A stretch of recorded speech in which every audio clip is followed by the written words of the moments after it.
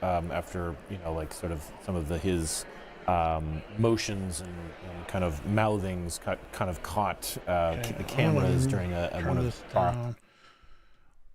Hi, everybody. This is Ken Kowalski with Ohio Political News with Jonathan Broadbent.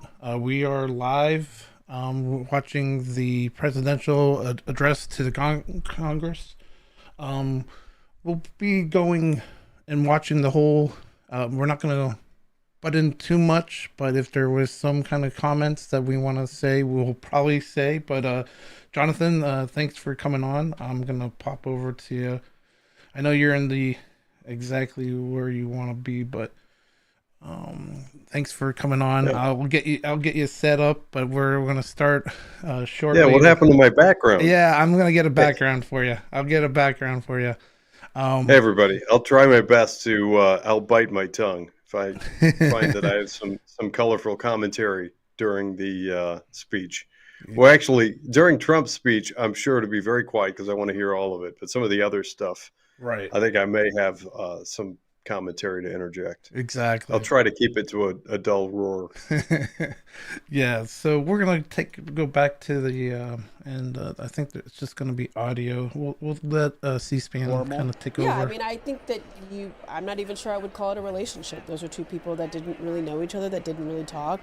It was these moments in which they kind of interfaced a lot more after Johnson became speaker, and obviously the vice president was on her fourth year of being the vice president. I believe that Johnson was asked later on in an interview what they talked about, and he said, we made niceties. We didn't talk about politics. We talked about things that two humans talk about.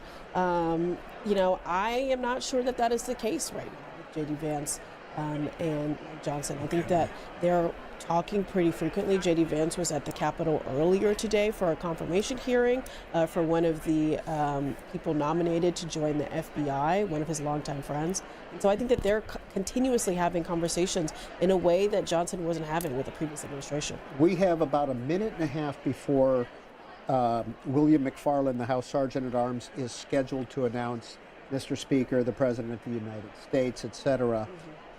What are you listening for in tonight's speech, Jason Dick? Mainly about the border. I mean, I think that there is going to be a lot of discussion about immigration and the border. Trump has always felt that this is the winning issue for him. I think that it's going to be a big part of things.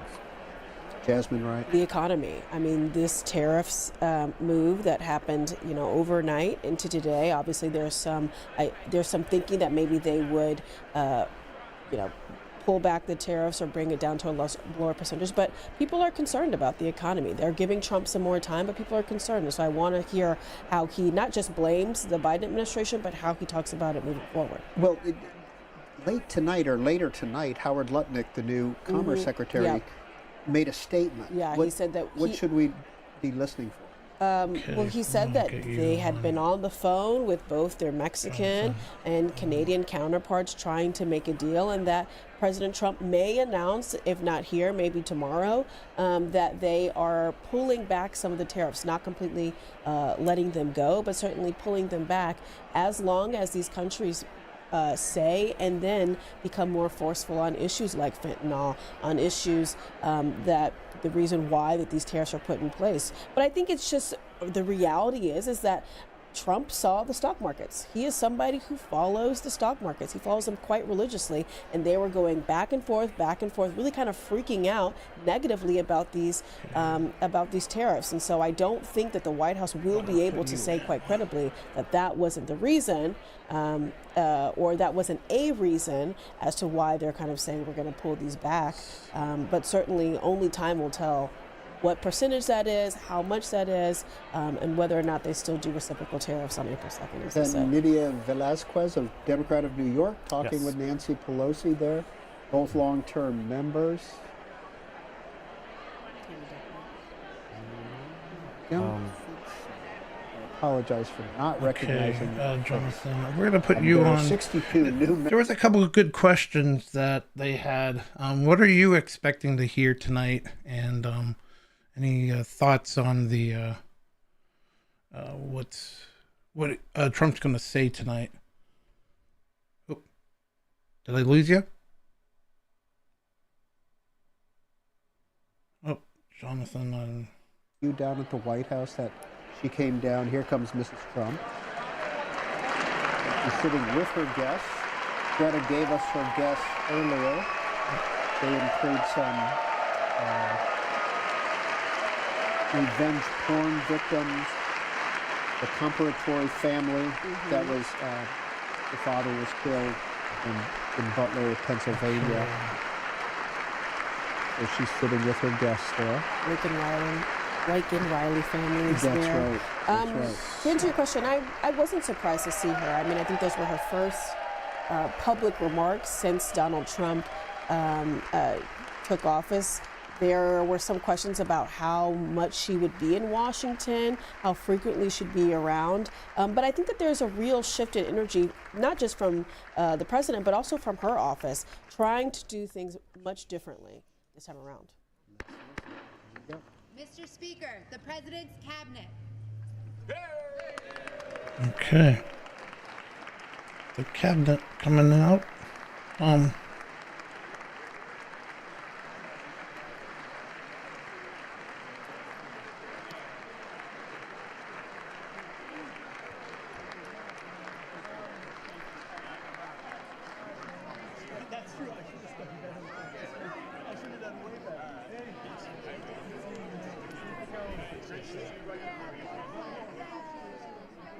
And now the cabinet is coming in. Secretary of State Rubio, Secretary of the Treasury Bessent.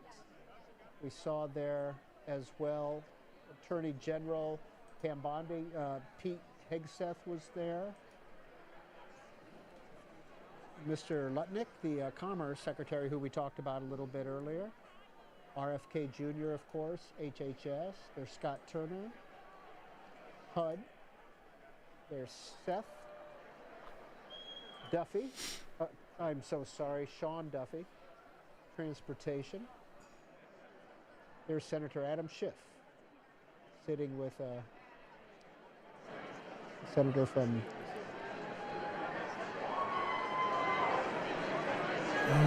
the new senator from Delaware, Lisa Blunt Rochester.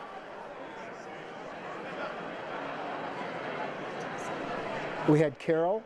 We just want to first, Illinois. before we Carol. go to everybody, as everybody's walking in, I just want to let everybody know, please, to make sure to check out our social media places that we are at. OhioPoliticalNews.com is where you can find us.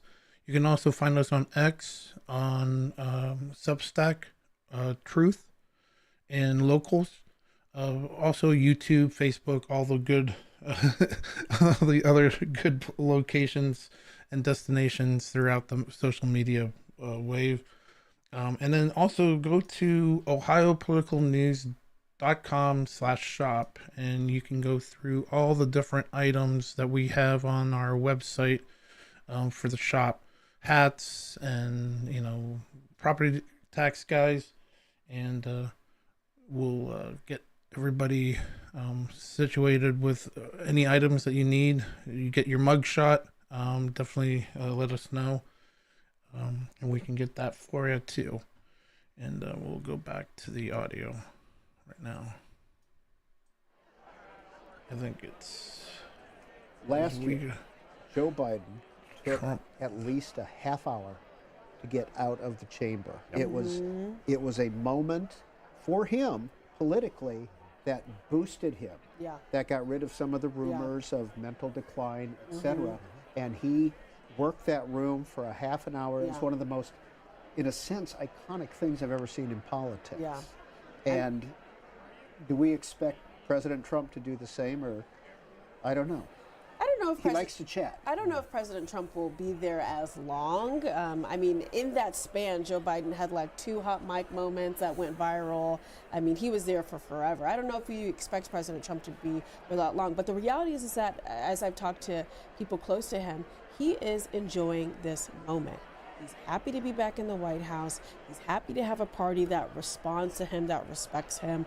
And he's happy, back to being the center of everything. And so I think you're going to see him show that happiness, shaking hands with his friends, shaking hands, potentially people who don't like him very much, Democrats, kind of pushing them to say something, potentially. He's kind of reveling in this moment that he has now that he's back in the White House. And so I think he is going to be there a long time. Whether or not he's there as long as Joe Biden, I think only time will tell, because Joe Biden, I remember being there, covering it last year and being like, dang, can you leave? I'm trying to go home. So It did have a end of the night at your high school reunion type vibe. it's like, wrap it up, Joe. So we'll see what Donald Trump does. Yeah, Well- I would guess too that like some of that is there's a little bit of wistfulness, like that Biden was running for re-election, but who knows what kind of doubts he may have had about his own his own path. That this is like a beginning as opposed Yes. to sort of an end, even if it seems like we've been in this loop for a while. Yeah, you can see that the cabinet is still not completely seated, and they're not going to bring him in while there's still people Right, yeah. in the aisles, but he is nearby. He's in the holding room next to the chamber and should be coming in shortly. Just want to remind our viewers, obviously we're going to shut up as soon as the president gets in there. We're going to listen to everything that happens. We'll watch the president leave the room, all without us. There's Tulsi Gabbard, of course, talking with Chip Roy.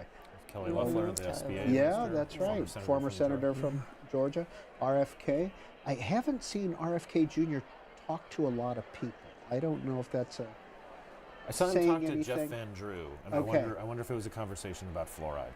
Who knows? I guess Jeff Van Drew is interested. Is he really? Did not That's know that. Did fantastic. not know that. So, RFK is having quite the moment right now too, with this measles outbreak, kind of going back and forth between whether or not he should be promoting vaccines, whether or not he should be promoting more homeopathic remedies that aren't necessarily shown to have much weight against a measles outbreak. I would be interested to see if Donald Trump brings that up. I'd be a little shocked if he does, but again, the entire speech, of course, and the Democratic response. Senator Alyssa Slotkin, freshman Democrat from Michigan, will be speaking from Michigan, and we will bring that to you live, of course. And as always, after all that, we're going to get your reaction. We're going to get your reaction. Greta's going to be here getting reaction from members and some of the play out from the speech, etc. And before the president comes in, let's check in one more time with Greta. Quick excerpt from the president's speech tonight on tariffs. You guys were talking about that and the impact of it on the economy. This is from Jake Sherman. Whatever they tariff us, we tariff them. Whatever they tax us, we tax them. And if they do non-monetary tariffs to keep us out of their market, then we do non-monetary barriers to keep them out of our market. So you can expect to hear some tough talk from the president tonight on that. That is ahead of the markets closing tonight. CNBC with this headline: Dow tumbles again, loses more than 1,300 points in 2 days as Trump ignites trade war. Peter? Desmond Wright, you were talking exactly about that. yeah, I mean, it is going to be incumbent upon the president to have the American people understand why he's putting in place these tariffs that in a lot of ways have a negative connotation even amongst people within his own party. They're not necessarily one of those quote unquote conservative values. It's something that even as lawmakers publicly say we are okay with giving Trump the latitude on tariffs, certainly privately they're concerned about them. They don't like them. And so I think that he's going to have to explain why. Of course, he says that tariffs are his fourth favorite word in the dictionary. It used to be his first. I would be surprised if he does not repeat that again in an ad lib. But yeah, I think that tariffs are going to be a large part of this. For viewers who are seeing a State of the Union or a joint session for the first time, on your screen, the Republicans will be on the left and the Democrats will be on the right.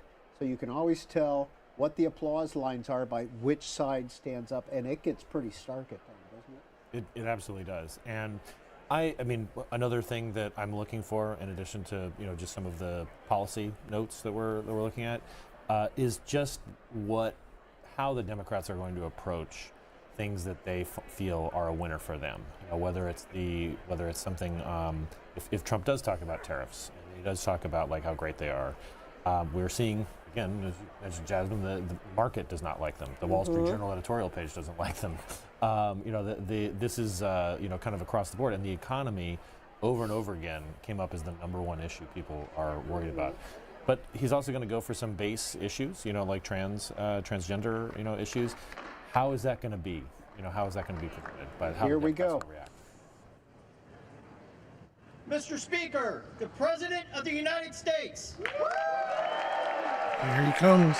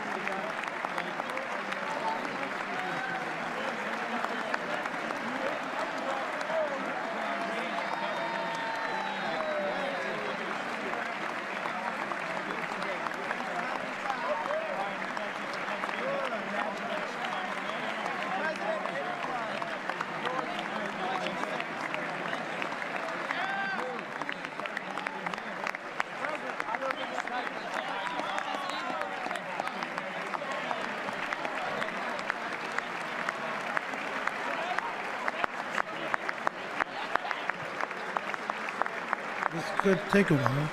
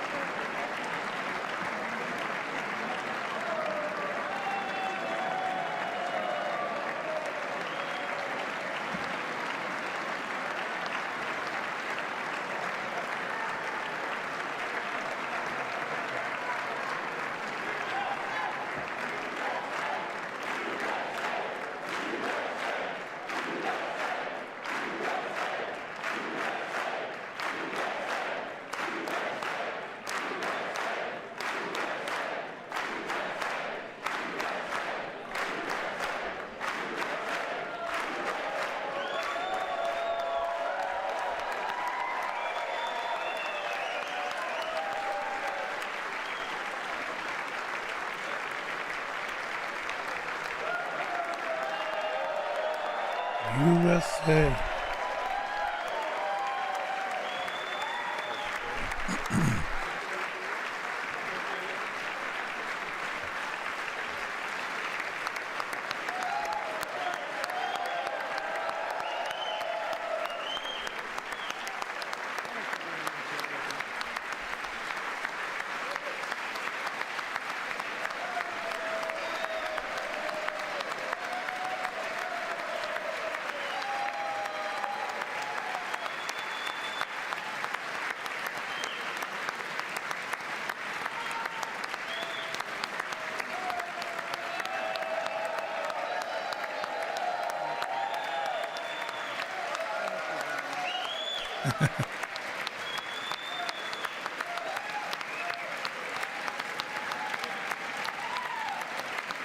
(9:18). Let's see when they start. Thank you.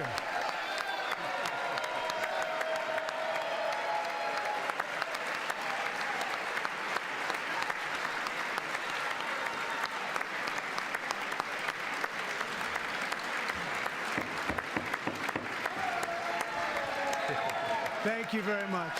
Thank you very much. It's a great honor. Thank you very much. Speaker Johnson, Vice President Vance, the First Lady of the United States,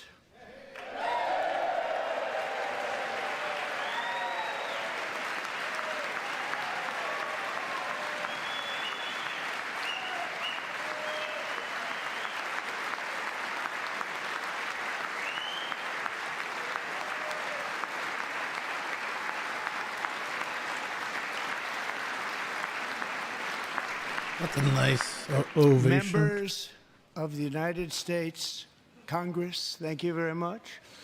And to my fellow citizens, America is back.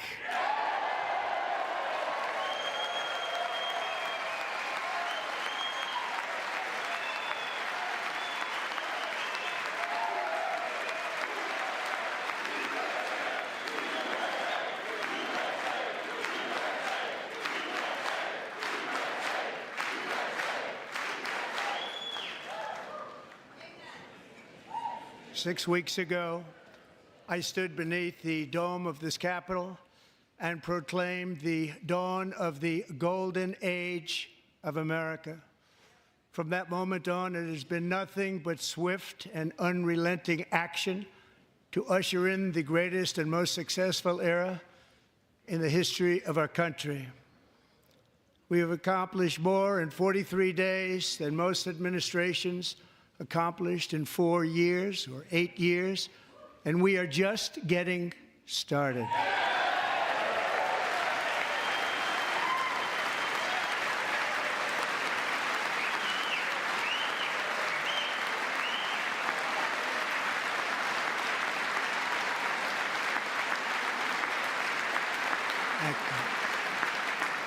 I return to this chamber tonight to report that America's momentum is back, our spirit is back, our pride is back, our confidence is back, and the American dream is surging bigger and better than ever before.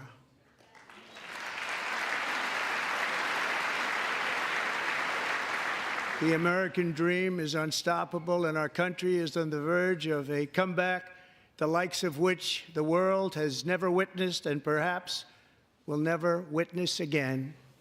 There's never been anything like it. The presidential election of November 5th was a mandate like has not been seen in many decades. We won all 7 swing states, giving us an electoral college victory of 312 votes.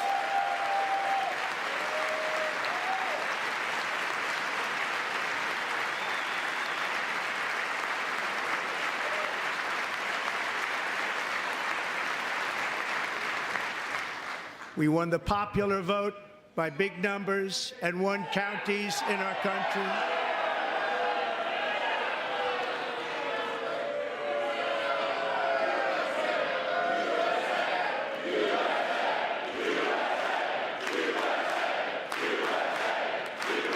Already starting. Here we go. USA. This will take longer. And won counties in our country, 2,700 to 525, on a map that reads almost completely red for Republican.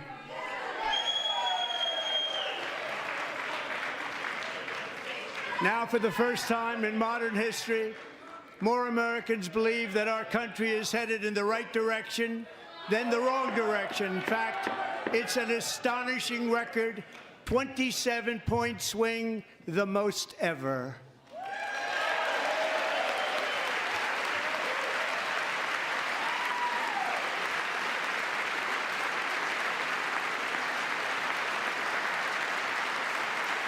Likewise, small business optimism saw its single largest one-month gain ever recorded, a 41-point jump.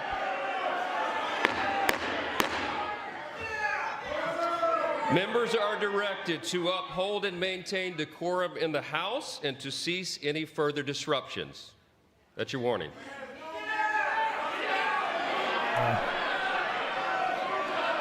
He needs to Members get are kicked out. engaging in willful and continuing breach of decorum, and the chair is prepared to direct the Sergeant-at-Arms to restore order to the joint session. Yeah, there we go.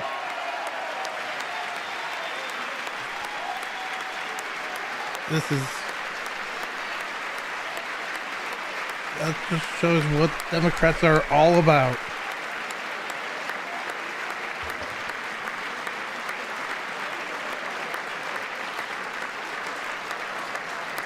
Mr. Green, take your seat. Take your seat, sir. Take your seat. Finding that members continue to engage in willful and concerted disruption of proper decorum, the chair now directs the Sergeant-at-Arms to restore order. Remove this gentleman from the chamber. There we go.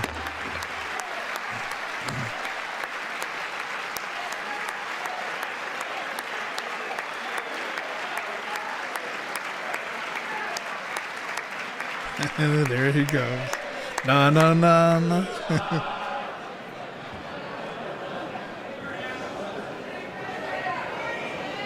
Hey. Goodbye.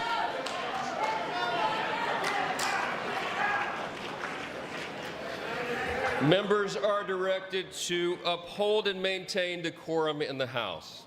Mr. President, you continue. Thank you. Over the past 6 weeks, I have signed nearly 100 executive orders and taken more than 400 executive actions, a record, to restore common sense, safety, optimism, and wealth all across our wonderful land. The people elected me to do the job, and I'm doing it.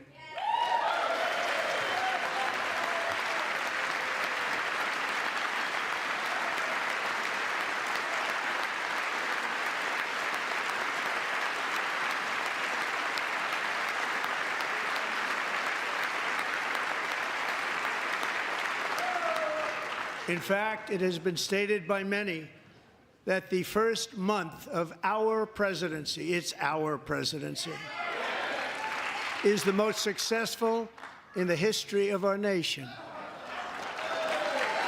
By many.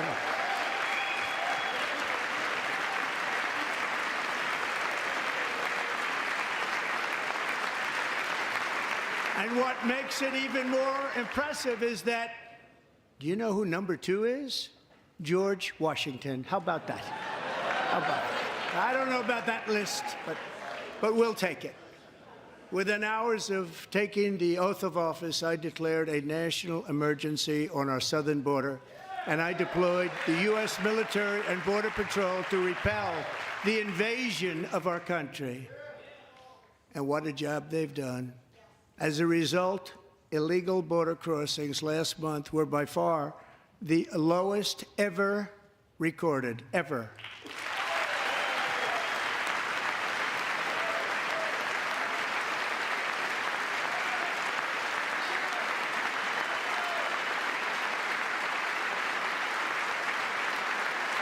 They heard my words and they chose not to come. Much easier that way. In comparison, under Joe Biden, the worst president in American history, there were hundreds of thousands of illegal crossings a month, and virtually all of them, including murderers, drug dealers, gang members, and people from mental institutions and insane asylums, were released into our country. Who would want to do that? This is my 5th such speech to Congress. And once again, I look at the Democrats in front of me, and I realize there is absolutely nothing I can say to make them happy or to make them stand or smile or applaud. Nothing I can do. I could find a cure to the most devastating disease, a disease that would wipe out entire nations, or announce the answers to the greatest economy in history or the stoppage of crime to the lowest levels ever recorded. And these people sitting right here will not clap, will not stand, and certainly will not cheer for these astronomical achievements. They won't do it, no matter what. Five times I've been up here. It's very sad, and it just shouldn't be this way.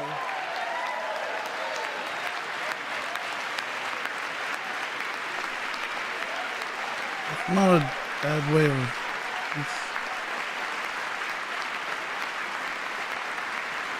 Interesting. So, Democrats sitting before me, for just this one night, why not join us in celebrating so many incredible wins for America? For the good of our nation, let's work together and let's truly make America great again.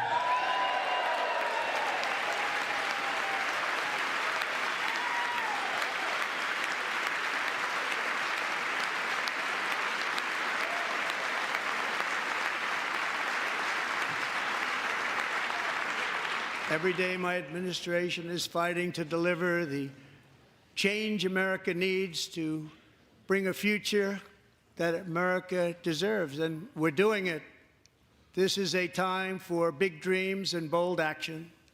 Upon taking office, I imposed an immediate freeze on all federal hiring, a freeze on all new federal regulations, and a freeze on all foreign aid.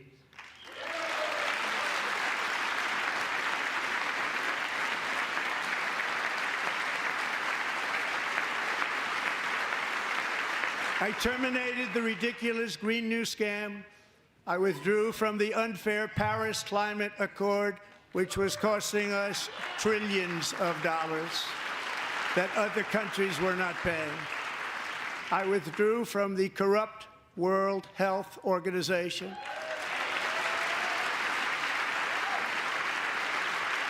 And I also withdrew from the anti-American UN Human Rights Council.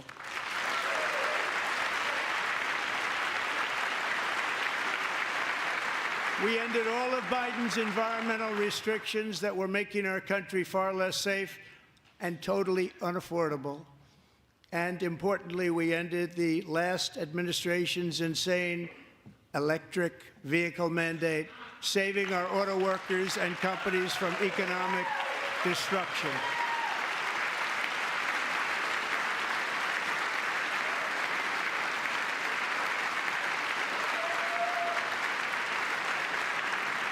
To unshackle our economy, I have directed that for every one new regulation, 10 old regulations must be eliminated, just like I did in my very successful first term.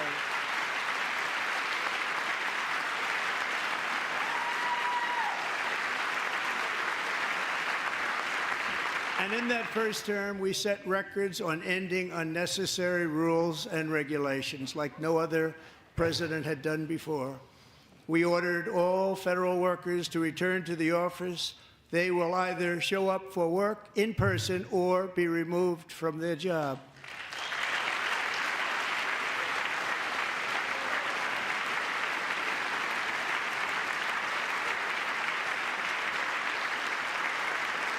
And we have ended weaponized government where, as an example, a sitting president is allowed to viciously prosecute his political opponent, like me. How did that work out? Not too good. Not too good.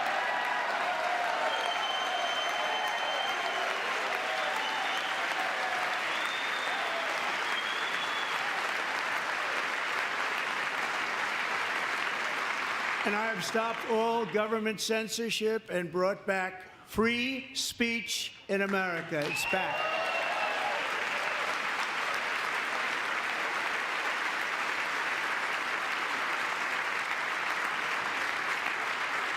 And 2 days ago, I signed an order making English the official language of the United States of America.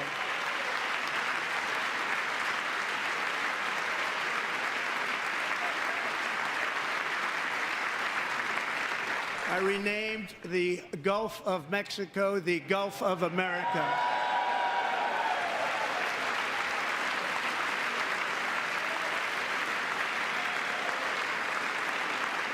And likewise, I renamed, for a great president, William McKinley, Mount McKinley again. Beautiful Alaska. We love Alaska.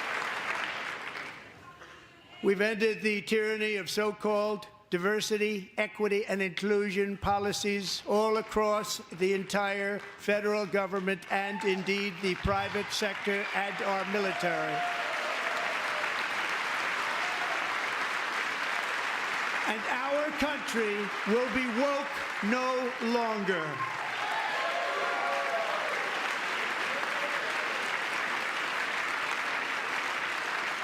We believe that whether you are a doctor, an accountant, a lawyer, or an air traffic controller, you should be hired and promoted based on skill and competence, not race or gender. Very important.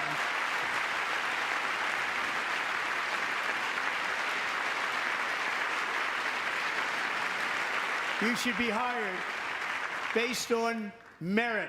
And the Supreme Court, in a brave and very powerful decision, has allowed us to do so. Thank you. Thank you very much. Thank you. We have removed the poison of critical race theory from our public schools, and I signed an order making it the official policy of the United States government that there are only two genders, male and female.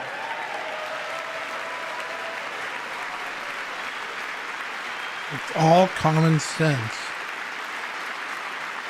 If you're not clapping for that, I don't understand. I also signed an executive order to ban men from playing in women's sports.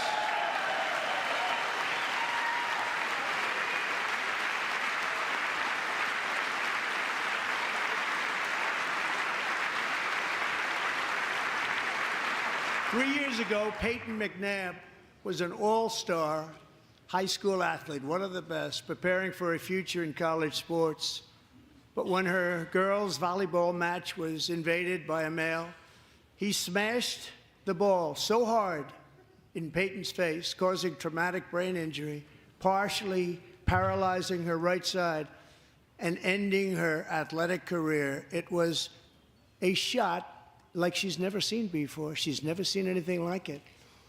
Peyton is here tonight in the gallery, and Peyton, from now on, schools will kick the men off the girls' team, or they will lose all federal funding.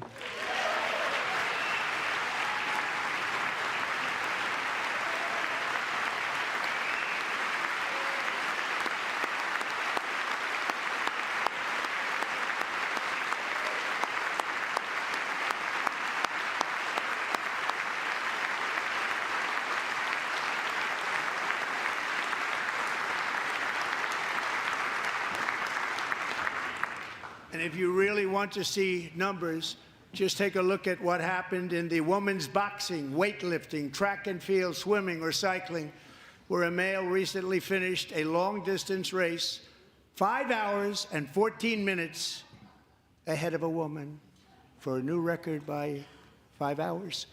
Broke the record by 5 hours. It's demeaning for women, and it's very bad for our country. We're not going to put up with it any longer.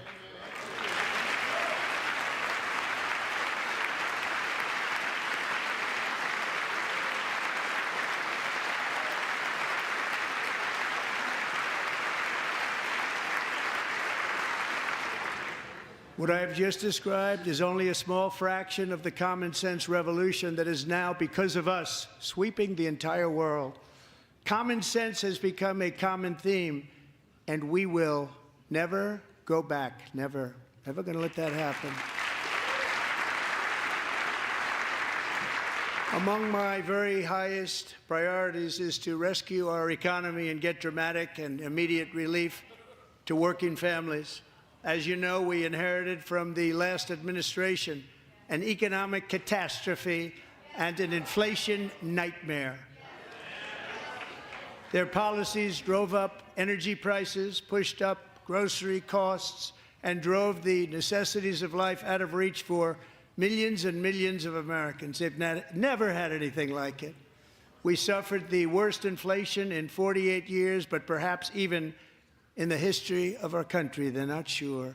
As president, I'm fighting every day to reverse this damage and make America affordable again.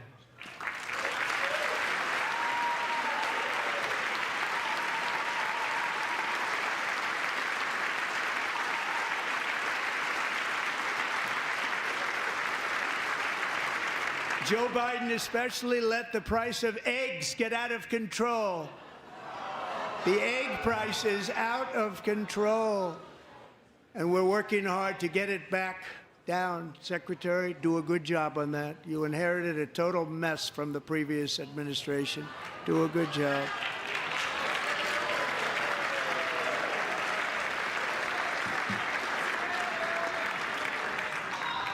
A major focus of our fight to defeat inflation is rapidly reducing the cost of energy.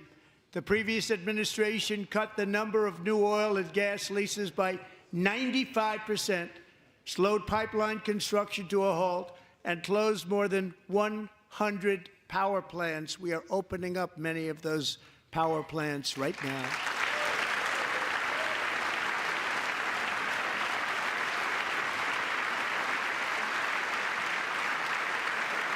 And frankly, we have never seen anything like it.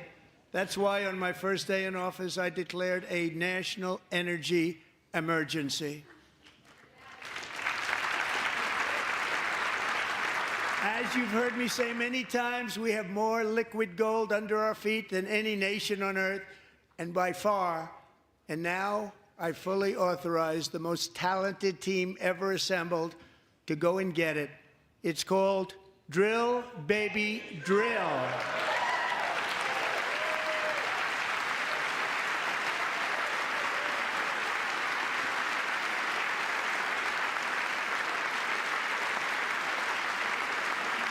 My administration is also working on a gigantic natural gas pipeline in Alaska, among the largest in the world, where Japan, South Korea, and other nations want to be our partner with investments of trillions of dollars each. There's never been anything like that one.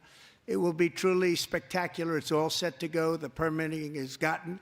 And later this week, I will also take historic action to dramatically expand production of critical minerals and rare earths here in the USA.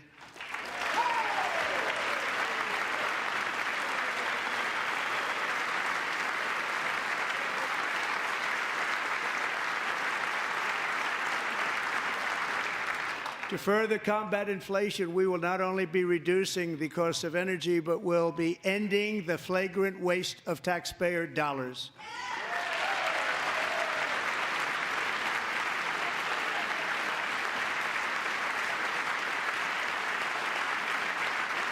And to that end, I have created the brand new Department of Government Efficiency, DOGE. Perhaps you've heard of it. Perhaps.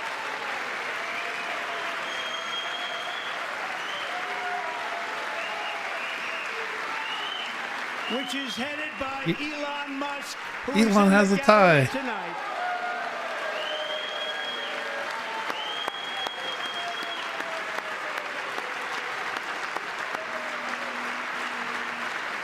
Looking sharp, Elon.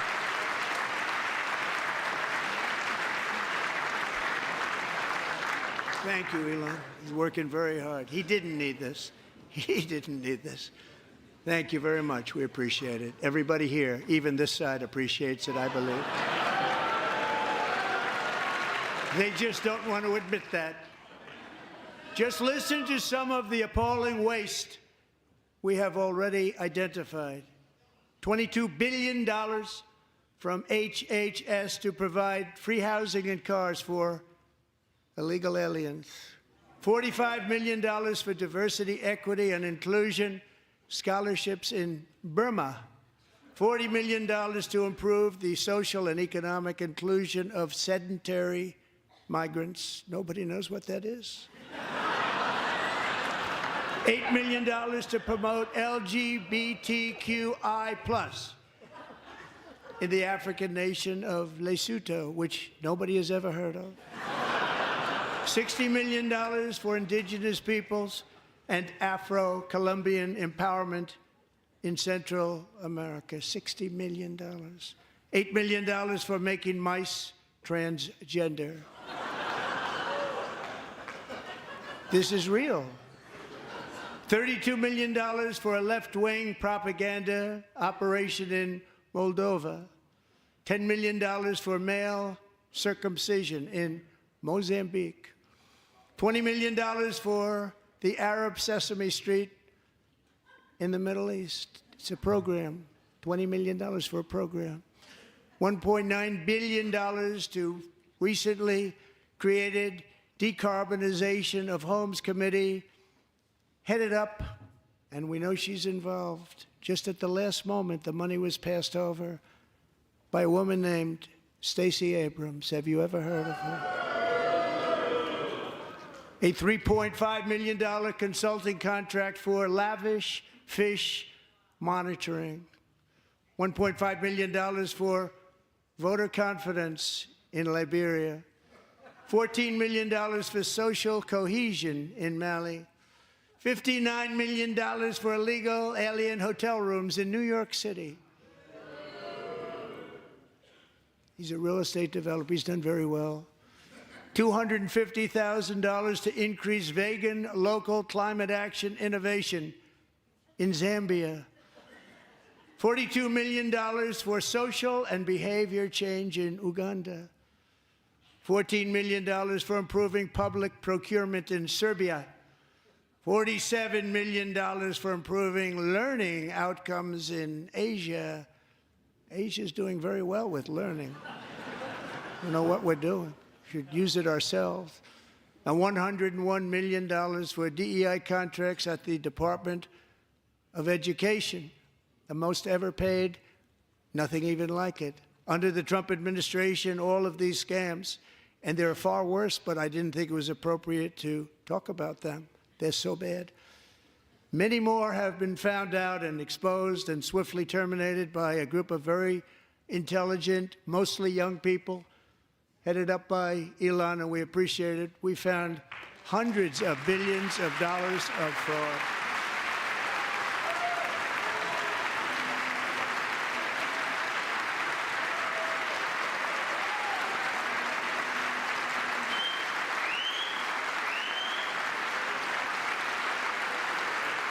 And we've taken back the money and reduced our debt to fight inflation and other things.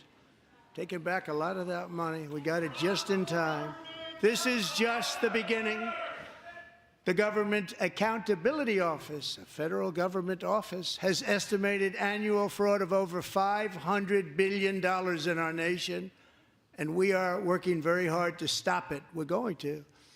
We're also identifying shocking levels of incompetence and probable fraud in the Social Security program for our seniors, and that our seniors and people that we love rely on. Believe it or not, government databases list 4.7 million Social Security members from people aged 100 to 109 years old.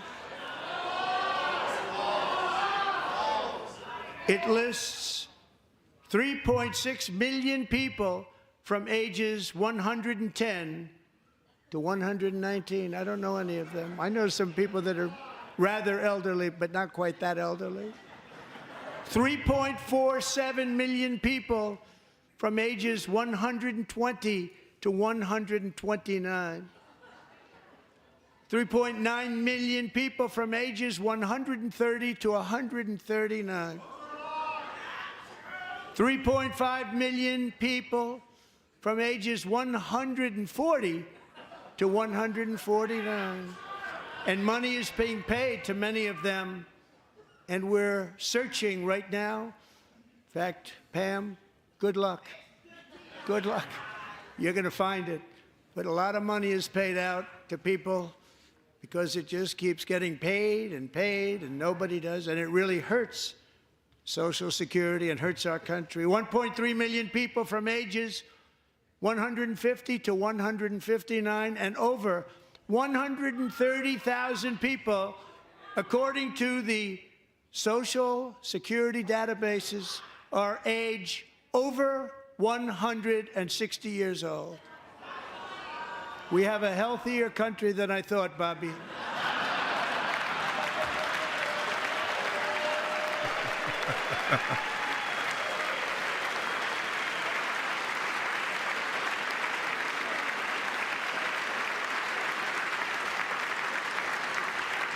Including, to finish, 1,039 people between the ages of 220 and 229, one person between the age of 240 and 249, and one person is listed at 360 years of age.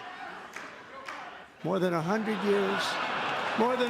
years older than our country.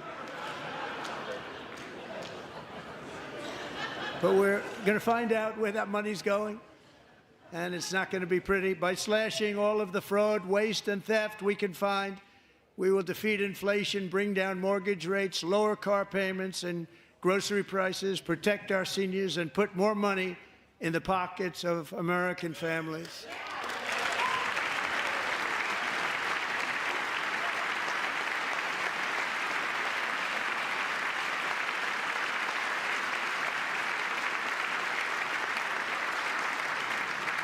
And today, interest rates took a beautiful drop, big, beautiful drop. It's about time.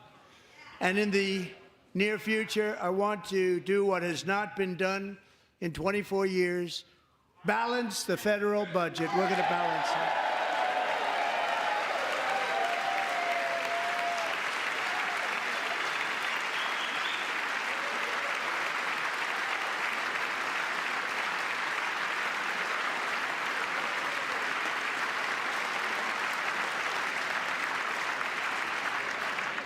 With that goal in mind, we have developed in great detail what we are calling the Gold Card, which goes on sale very, very soon. For $5 million, we will allow the most successful job-creating people from all over the world to buy a path to U.S. citizenship. It's like the green card, but better and more sophisticated. And these people will have to pay tax in our country. They won't have to pay tax from where they came. The money that they've made, you wouldn't want to do that, but they have to pay tax, create jobs. They'll also be taking people out of colleges and paying for them so that we can keep them in our country instead of having them being forced out.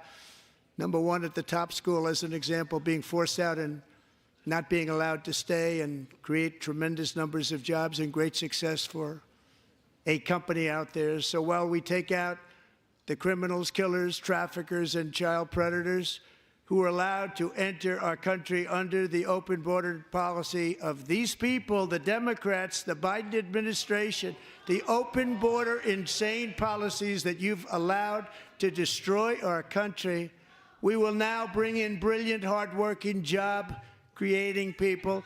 They're going to pay a lot of money, and we're going to reduce our debt with that money.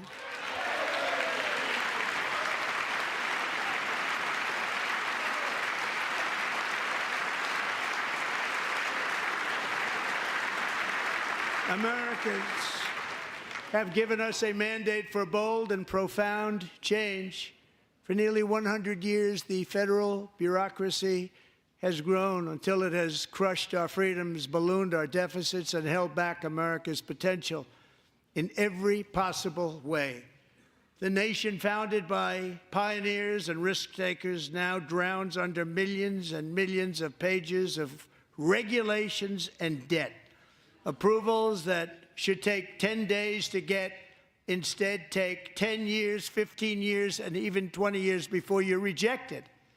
Meanwhile, we have hundreds of thousands of federal workers who have not been showing up to work. My administration will reclaim power from this unaccountable bureaucracy, and we will restore true democracy to America again.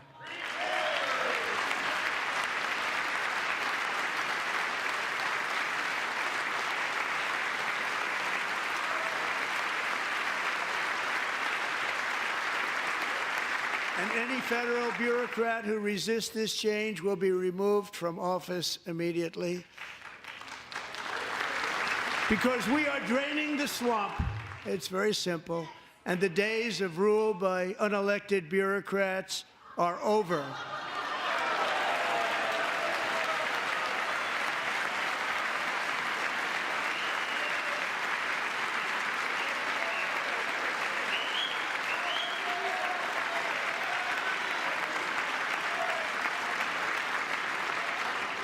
And the next phase of our plan to deliver the greatest economy in history is for this Congress to pass tax cuts for everybody. They're in there, they're waiting for you to vote.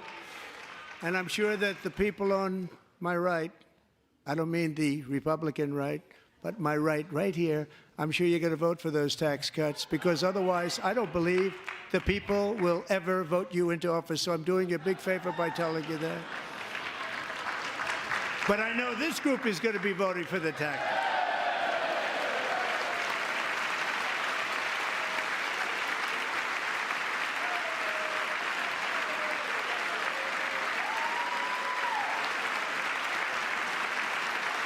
Thank you. It's a very, very big part of our plan. We had tremendous success in our first term with it. A very big part of our plan. We're seeking permanent income tax cuts all across the board. And to get urgently needed relief to Americans hit especially hard by inflation, I'm calling for no tax on tips, no tax on overtime, and no tax on Social Security benefits for our great seniors.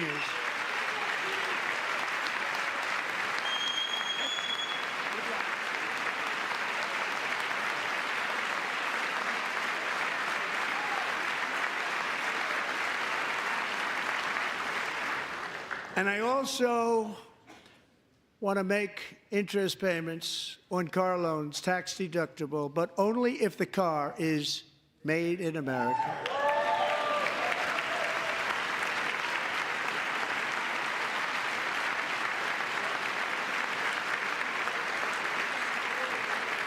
And by the way, we're going to have growth in the auto industry like nobody's ever seen. Plants are opening up all over the place. Deals are being made. Never seen. That's a combination of the election win and tariffs. It's a beautiful word, isn't it? That, along with our other policies, will allow our auto industry to absolutely boom. It's going to boom. Spoke to the majors today, all three, the top people, and they're so excited. In fact, already numerous car companies have announced that they will be building massive automobile plants in America, with Honda just announcing a new plant in Indiana, one of the largest anywhere in the world.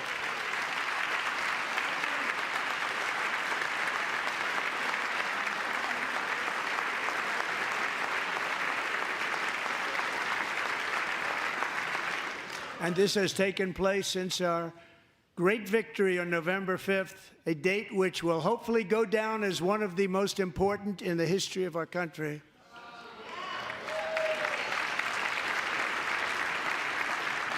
In addition, as part of our tax cuts, we want to cut taxes on domestic production and all manufacturing.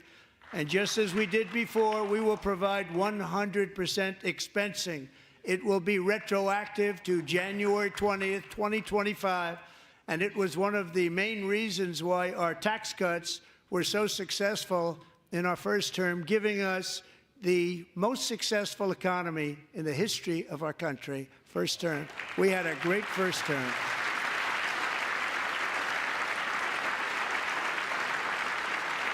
If you don't make your product in America, however, under the Trump administration, you will pay a tariff, and in some cases, a rather large one. Other countries have used tariffs against us for decades, and now it's our turn to start using them against those other countries. On average, the European Union, China, Brazil, India, Mexico, and Canada, have you heard of them? And countless other nations charge us tremendously higher tariffs than we charge them. It's very unfair. India charges us auto tariffs higher than 100%. China's average tariff on our products is twice what we charge them. And South Korea's average tariff is 4 times higher. Think of that, 4 times higher.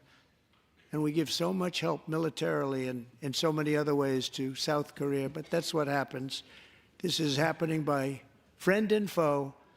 This system is not fair to the United States and never was. And so on April 2nd, I wanted to make it April 1st, but I didn't want to be accused of April Fool's Day. That's not, just one day was cost us a lot of money. But we're going to do it in April. I'm a very superstitious person. April 2nd, reciprocal tariffs kick in. And whatever they tariff us, other countries, we will tariff them. That's reciprocal, back and forth. Whatever they tax us, we will tax them. If they do non-monetary tariffs to keep us out of their market, then we will do non-monetary barriers to keep them out of our market. There's a lot of that, too. They don't even allow us in their market. We will take in trillions and trillions of dollars and create jobs like we have never seen before. I did it with China, and I did it with others, and the Biden administration couldn't do anything about it because there was so much money they couldn't do anything about it. We have been ripped off for decades by nearly every country on earth, and we will not let that happen any longer.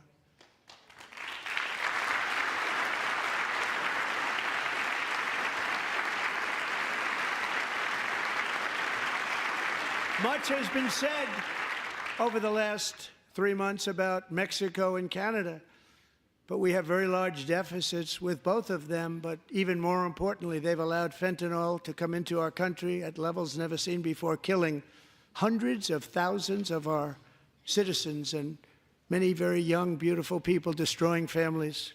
Nobody's ever seen anything like it. They are, in effect, receiving subsidies of hundreds of billions of dollars. We pay subsidies to Canada and to Mexico of hundreds of billions of dollars, and the United States will not be doing that any longer. We're not going to do it any longer.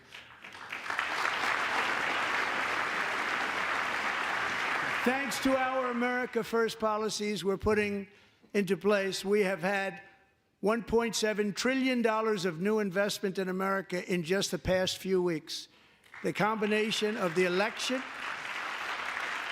and our economic policies that people of SoftBank, one of the most brilliant anywhere in the world, announced a $200 billion investment. OpenAI and Oracle, Larry Ellison, announced $500 billion investment, which they wouldn't have done if Kamala had won. Apple announced $500 billion investment. Tim Cook called me. He said, I cannot spend it fast enough. It's going to be much higher than that, I believe. They'll be building their plants here instead of in China.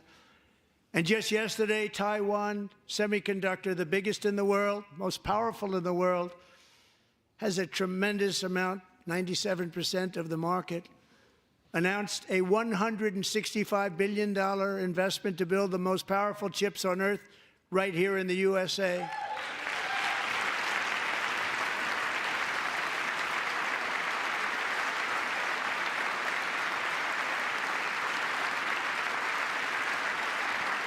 And we're not giving them any money. Your CHIPS Act is a horrible, horrible thing. We give hundreds of billions of dollars, and it doesn't mean a thing. They take our money and they don't spend it. All that meant to them, we're giving them no money. All that was important to them was they didn't want to pay the tariffs, so they came and they're building, and many other companies are coming. We don't have to give them money. We just want to protect our businesses and our people. And they will come because they won't have to pay tariffs if they build in America. So it's very amazing. You should get rid of the CHIP Act, and whatever's left over, Mr. Speaker, you should use it to reduce debt or any other reason you want to.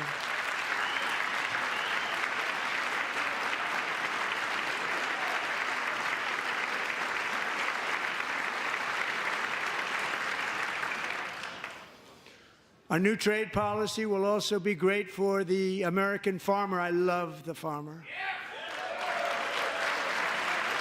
Who will now be selling into our home market, the USA, because nobody is going to be able to compete with you.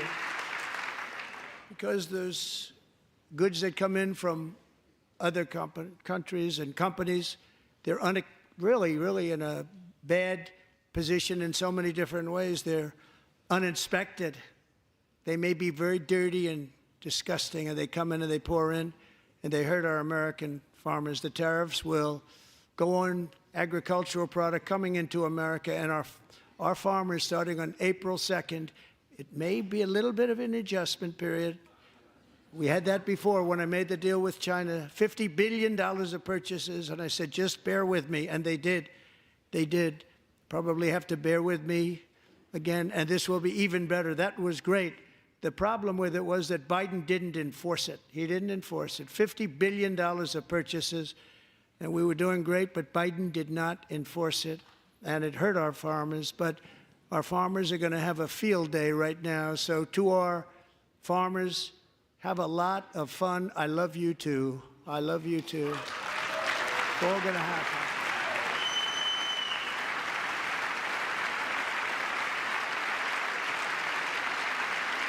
And I have also imposed a 25% tariff on foreign aluminum, copper, lumber, and steel, because if we don't have, as an example, steel and lots of other things, we don't have a military, and frankly, we just won't have a country very long.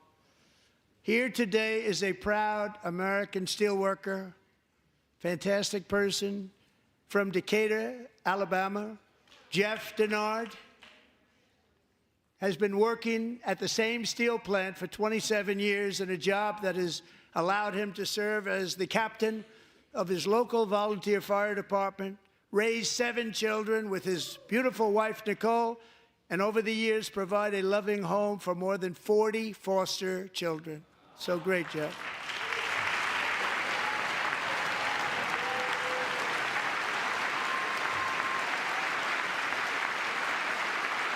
Thank you, Jeff. Thank you, Jeff.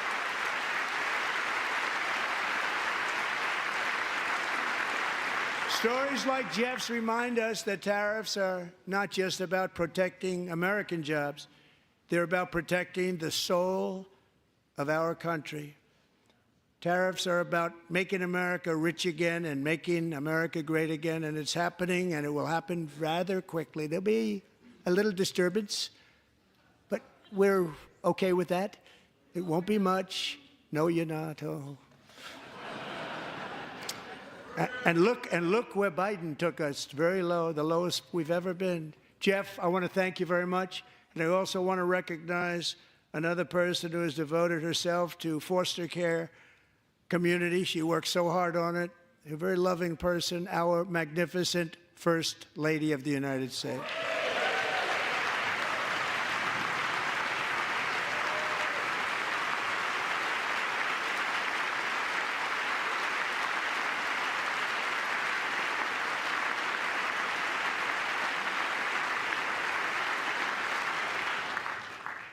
Melania's work has yielded incredible results, helping prepare our nation's future leaders as they enter the workforce.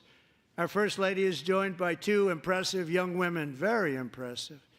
Haley Ferguson, who benefited from the First Lady's Fostering the Future initiative and is poised to complete her education and become a teacher. And Elliston Berry, who became a victim of an illicit deepfake image produced by a peer.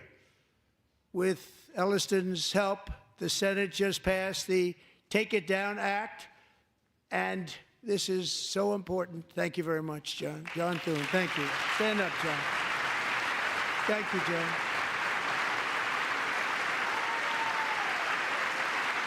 Thank you all very much.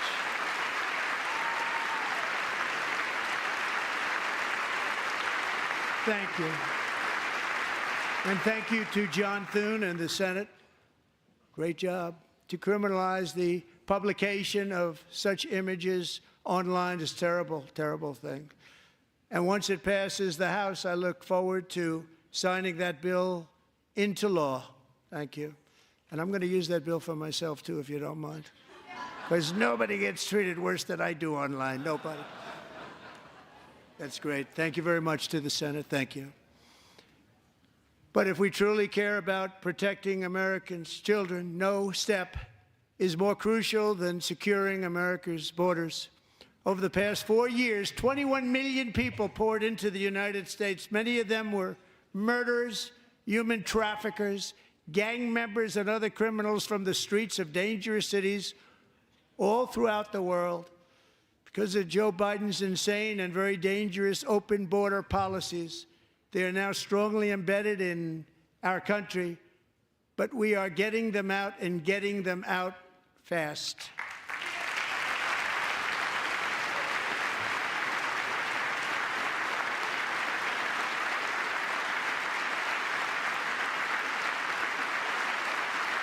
And I want to thank Tom Homan and Christy. I want to thank you and Paul of Border Patrol. I want to thank you. What a job they've all done. Everybody, Border Patrol, ICE, law enforcement in general is incredible. We have to take care of our law enforcement. Have to.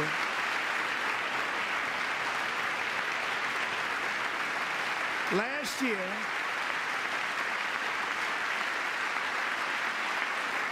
a brilliant 22-year-old nursing student named Laken Riley, the best in her class, admired by everybody, went out for a jog on the campus of the University of Georgia. That morning, Laken was viciously attacked, assaulted, beaten, brutalized, and horrifically murdered.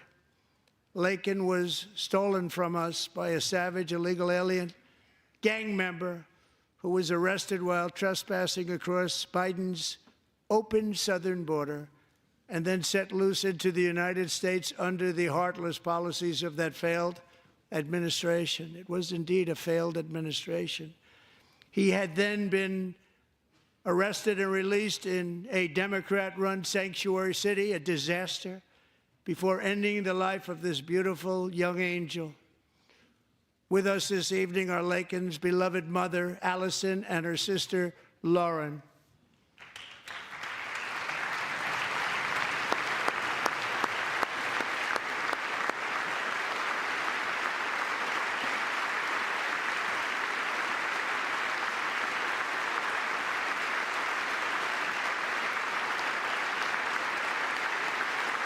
Can't even stand up for her. Wow. Last year, I told Laken's grieving parents that we would ensure their daughter would not have died in vain. That's why the very first bill I signed into law as your 47th president mandates the detention of all dangerous criminal aliens who threaten public safety. It's a very strong, powerful act.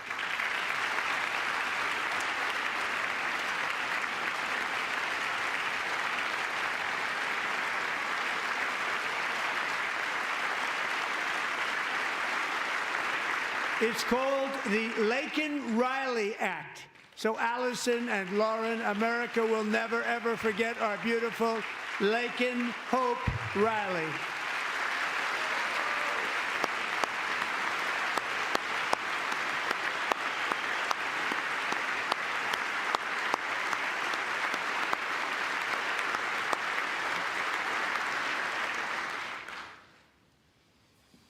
Thank you very much. Since taking office, my administration has launched the most sweeping border and immigration crackdown in American history, and we quickly achieved the lowest numbers of illegal border crossers ever recorded. Thank you.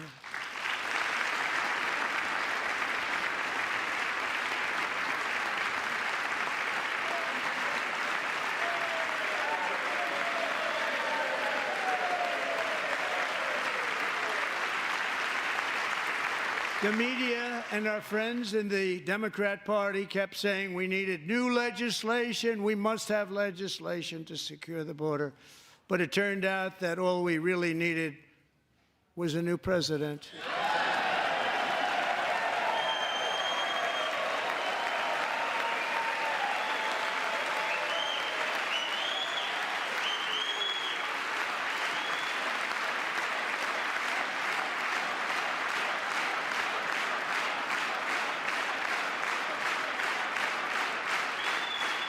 Thank you. Joe Biden didn't just open our borders, he flew illegal aliens over them to overwhelm our schools, hospitals, and communities throughout the country. Entire towns like Aurora, Colorado, and Springfield, Ohio, buckled under the weight of the migrant occupation and corruption like nobody's ever seen before. Beautiful towns destroyed. Now, just as I promised in my inaugural address, we are achieving the great liberation of America.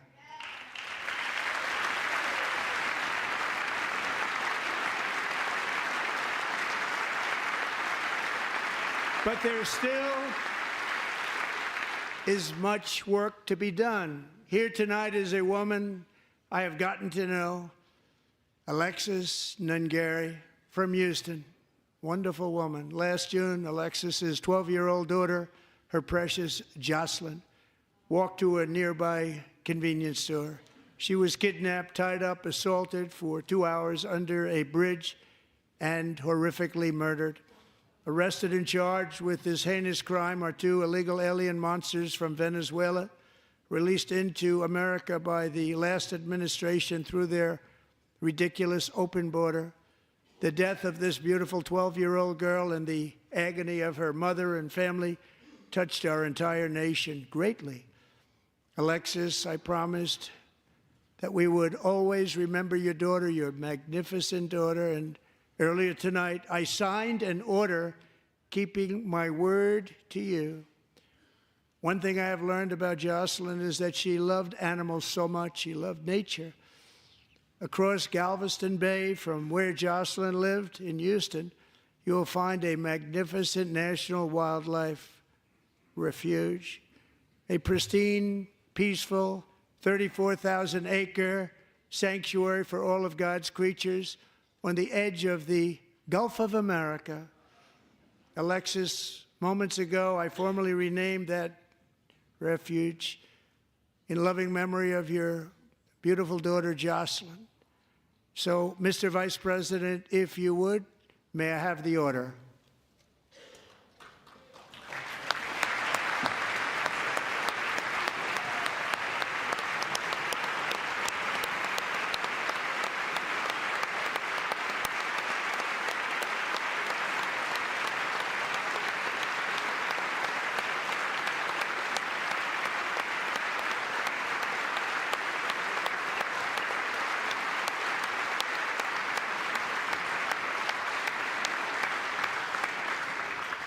Thank you very much. All 3 savages charged with Jocelyn and Lakin's murders were members of the Venezuelan prison gang, the toughest gang, they say, in the world, known as Tren de Aragua. 2 weeks ago, I officially designated this gang, along with MS-13 and the bloodthirsty Mexican drug cartels, as foreign terrorist organizations.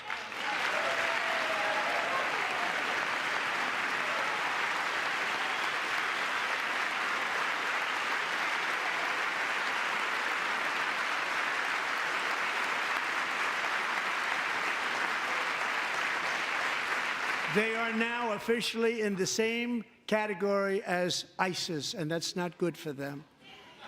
Countless thousands of these terrorists were welcomed into the U.S. by the Biden administration. But now every last one will be rounded up and forcibly removed from our country, or, if they're too dangerous, put in jails, standing trial in this country, because we don't want them to come back ever. With us this evening is a warrior on the front lines of that battle, Border Patrol Agent Roberto Ortiz. Great guy.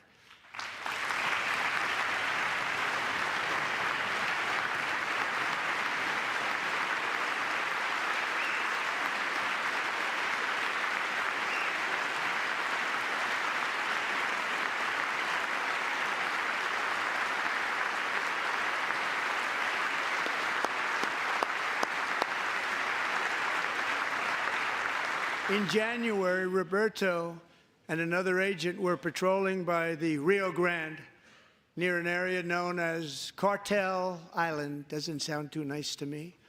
When heavily armed gunmen started shooting at them. Roberto saw that his partner was totally exposed, at great danger, and he leapt into action, returning fire and providing crucial seconds for his fellow agent to seek safety, just barely. I have some of the prints of that event, and it was not good. Agent Ortiz, we salute you for your great courage and for your line of fire that you took and for the bravery that you showed. We honor you, and we will always honor you. Thank you, Roberto, very much.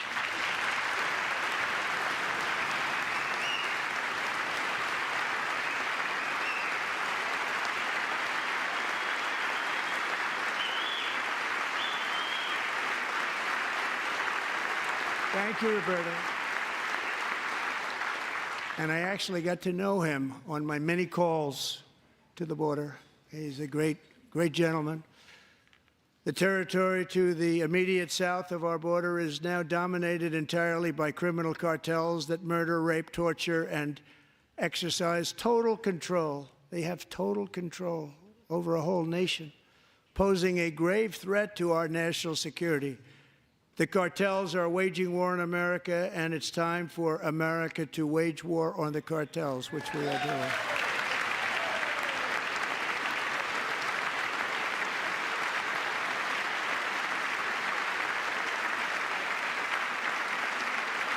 Five nights ago, Mexican authorities, because of our tariff policies being imposed on them, think of this, handed over to us 29 of the biggest cartel leaders in their country. That has never happened before. They want to make us happy.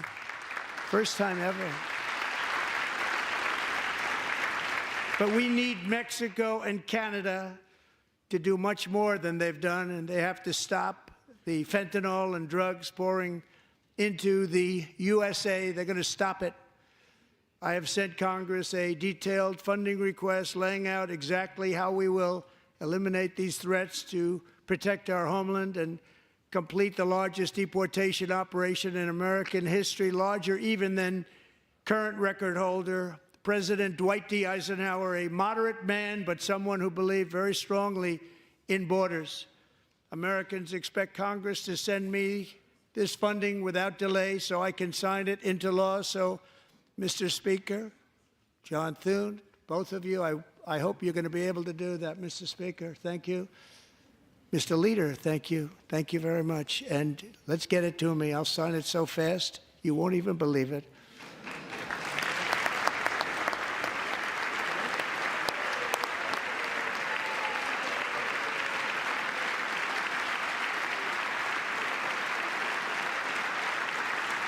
And as we reclaim our sovereignty, we must also bring back law and order to our cities and towns.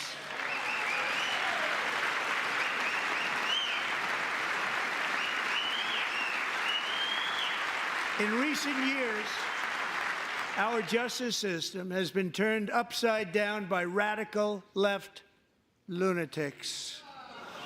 Many jurisdictions virtually ceased enforcing the law against dangerous repeat offenders while weaponizing law enforcement against political opponents like me. My administration has acted swiftly and decisively to restore fair, equal, and impartial justice under the constitutional rule of law, starting at the FBI and the DOJ. Pam, good luck. Cash, wherever you may be, good luck. Good luck. Pam Bondi. Good luck. So important. Going to do a great job. Cash, thank you. Thank you, Cash.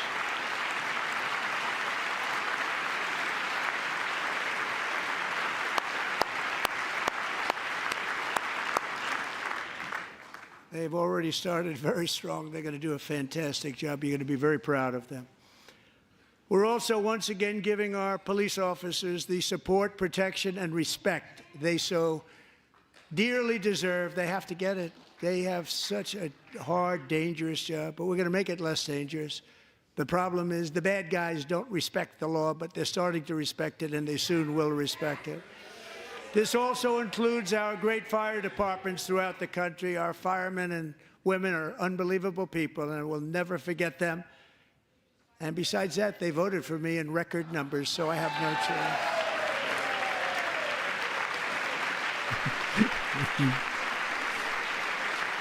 He's not afraid to 1 year ago let this him know. month, 31-year-old New York police officer Jonathan Diller, unbelievably wonderful person and a great officer, was gunned down at a traffic stop on Long Island. I went to his funeral. The vicious criminal charged with his murder had 21 prior arrests, and they were rough arrests, too. He was a real bad one. The thug in the seat next to him had 14 prior arrests and went by the name of Killer. He was Killer. He killed other people, they say, a lot of them. I attended Officer Diller's service, and when I met his wife and one-year-old son, Ryan, it was very inspirational, actually. His widow's name is Stephanie, and she is here tonight. Stephanie, thank you very much, Stephanie. Thank you very much.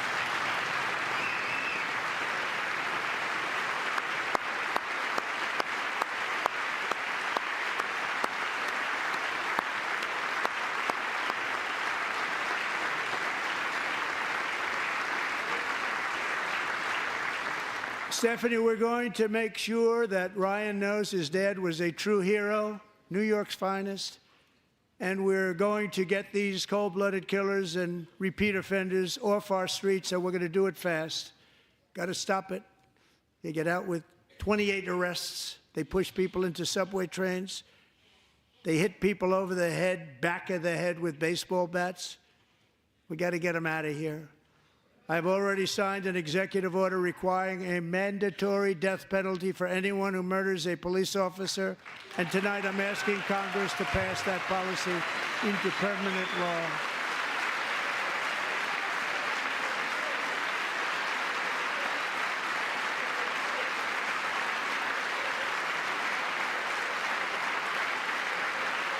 I'm also asking for a new crime bill getting tough on repeat offenders while enhancing protections for America's police officers so they can do their jobs without fear of their lives being totally destroyed.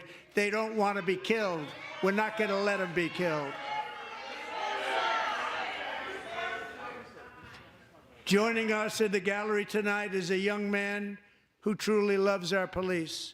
His name is DJ Daniel. He is 13 years old, and he has always dreamed of becoming a police officer.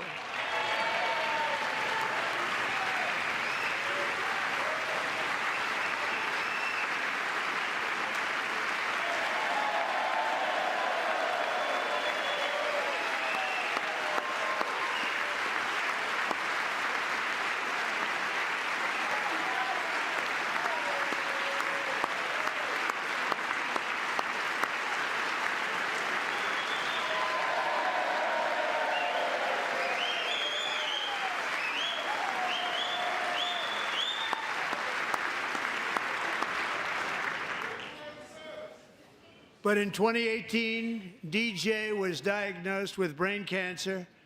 The doctors gave him 5 months at most to live. That was more than 6 years ago.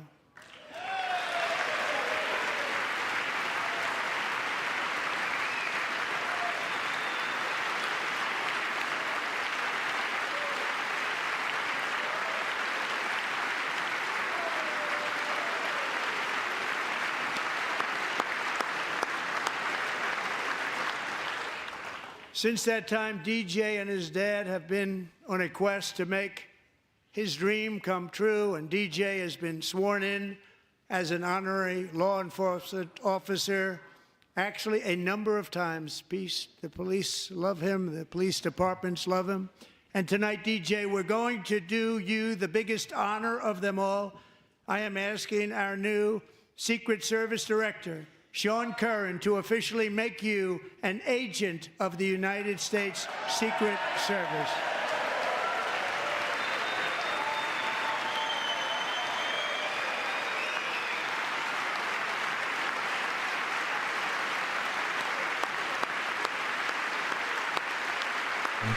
awesome. His eyes. That's awesome. Very cool.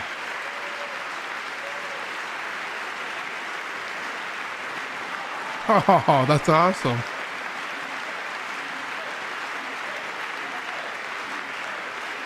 Very cool.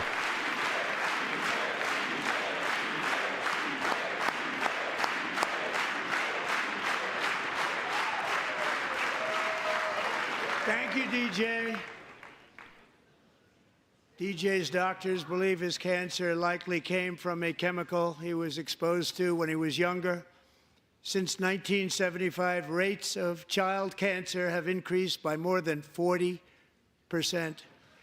Reversing this trend is one of the top priorities for our new presidential commission to make America healthy again, chaired by our new Secretary of Health and Human Services, Robert F. Kennedy, Jr. There you go. There's Robert.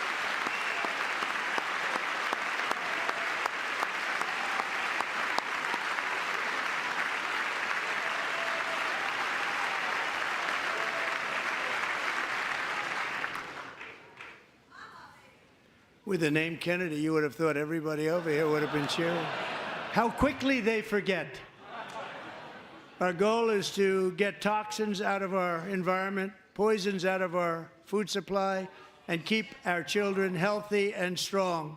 As an example, not long ago, and you can't even believe these numbers, 1 in 10,000 children had autism, 1 in 10,000.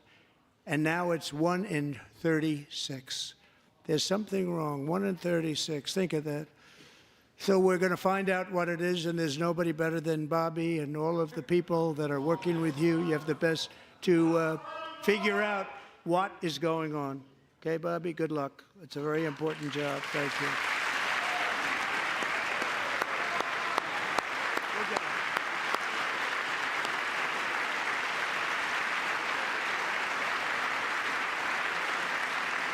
Thank you. My administration is also working to protect our children from toxic ideologies in our schools. A few years ago, January Littlejohn and her husband discovered that their daughter's school had secretly socially transitioned their 13-year-old little girl. Teachers and administrators conspired to deceive January and her husband while encouraging her daughter to use a new name and pronouns. They, them pronoun, actually, all without telling January, who is here tonight and is now a courageous advocate against this form of child abuse. January, thank you. Thank you. Thank you very much.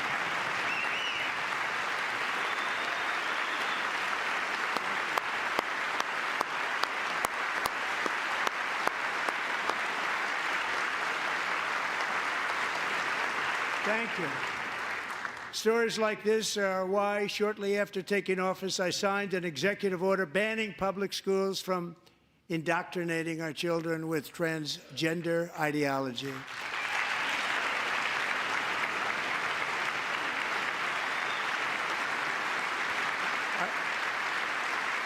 I also signed an order to cut off all taxpayer funding to any institution that engages in the sexual mutilation of our youth.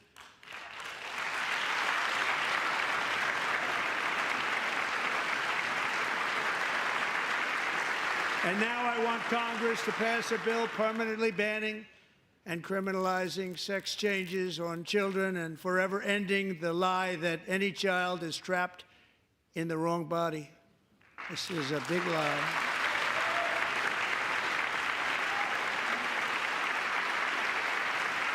And our message to every child in America is that you are perfect exactly the way God made you.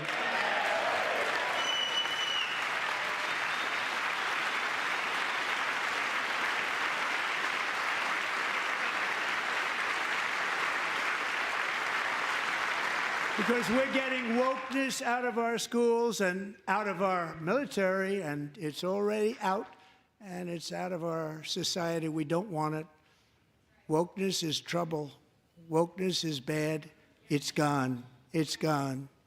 And we feel so much better for it, don't we? Don't we feel better? Our service members won't be activists and ideologues. They will be fighters and warriors. They will fight for our country. And Pete, congratulations. Secretary of Defense, congratulations.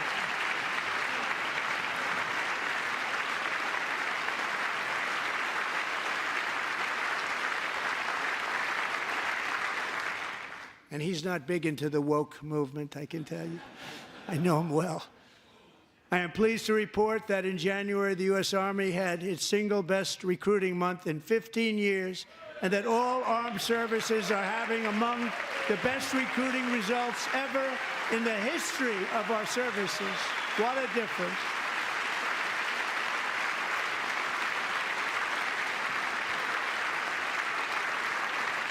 And you know, it was just a few months ago where the results were exactly the opposite. We couldn't recruit anywhere. We couldn't recruit. Now we're having the best results just about that we've ever had. What a tremendous turnaround. It's really a beautiful thing to see. People love our country again. It's very simple. They love our country, and they love being in our military again. So it's a great thing, and thank you very much. Great job. Thank you.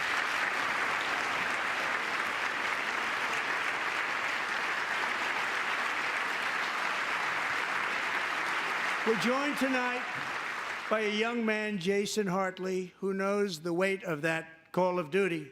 Jason's father, grandfather, and great-grandfather all wore the uniform. Jason tragically lost his dad, who was also a Los Angeles County Sheriff's deputy when he was just a boy, and now he wants to carry on the family legacy of service. Jason is a senior in high school, a 6-letter varsity athlete, a really good athlete, they say, a brilliant student with a 4.46, that's good, GPA. And his greatest dream is to attend the U.S. Military Academy at West Point.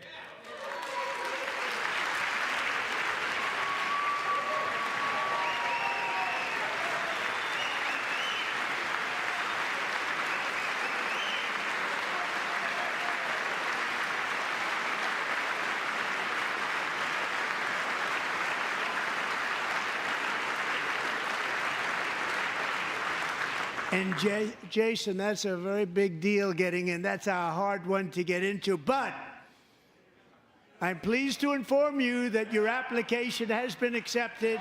You will soon be joining the Corps of Cadets. That's awesome.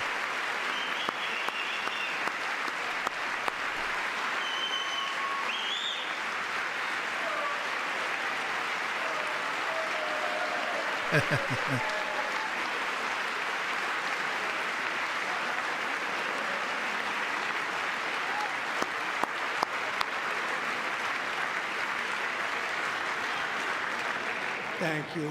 Jason, you're going to be on the long gray line, Jason. As Commander-in-Chief, my focus is on building the most powerful military of the future. As a first step, I'm asking Congress to fund a state-of-the-art Golden Dome missile defense shield to protect our homeland, all made in the USA.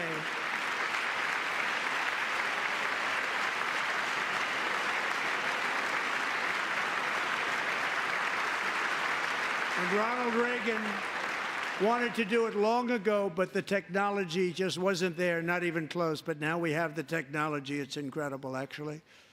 And other places they have it. Israel has it. Other places have it.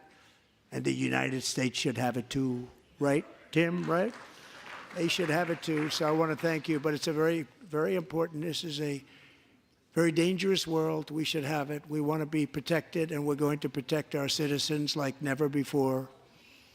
To boost our defense industrial base, we are also going to resurrect the American shipbuilding industry, including commercial shipbuilding and military shipbuilding.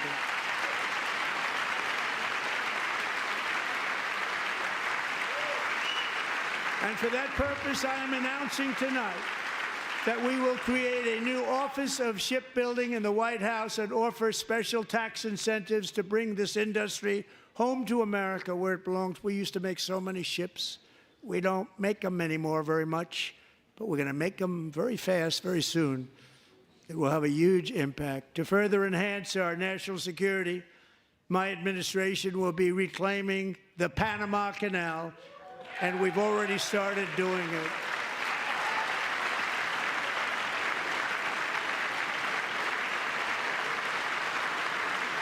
Just today, a large American company announced they are buying both ports around the Panama Canal and lots of other things having to do with the Panama Canal and a couple of other canals. The Panama Canal was built by Americans for Americans, not for others, but others could use it. But it was built at tremendous cost of American blood and treasure. 38,000 workers died building the Panama Canal. They died of malaria. They died of snake bites and mosquitoes. Not a nice place to work. They paid them very highly to go there, knowing there was a 25% chance that they would die. The most expensive project also that was ever built in our country's history, if you bring it up to modern day costs. It was given away by the Carter administration for $1. But that agreement has been violated very severely. We didn't give it to China. We gave it to Panama, and we're taking it back.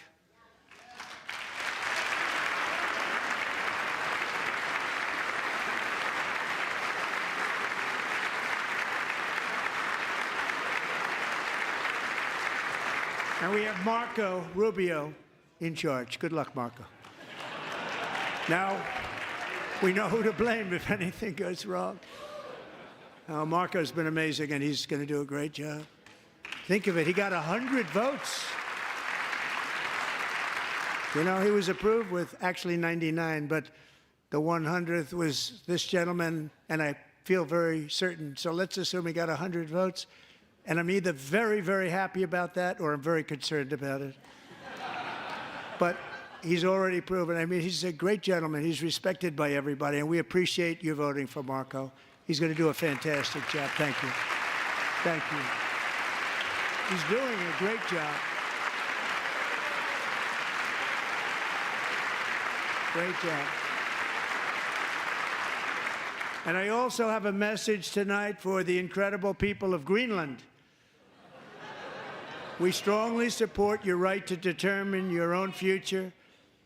And if you choose, we welcome you into the United States of America. We need Greenland for national security and even international security, and we're working with everybody involved to try and get it. But we need it really for international world security, and I think we're going to get it. One way or the other, we're going to get it. We will keep you safe. We will make you rich, and together we will take Greenland to heights like you have never thought possible before.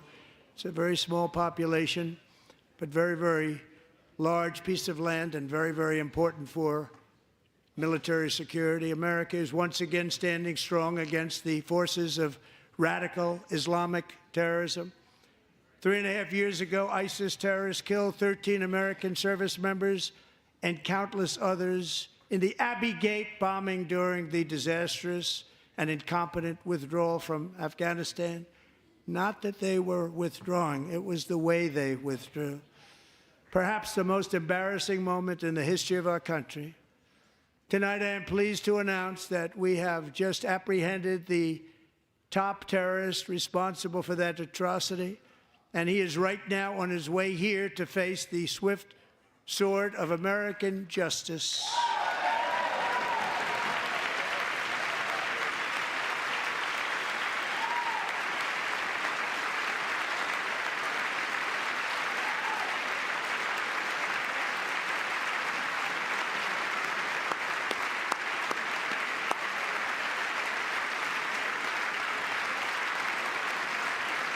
And I want to thank especially the government of Pakistan for helping arrest this monster.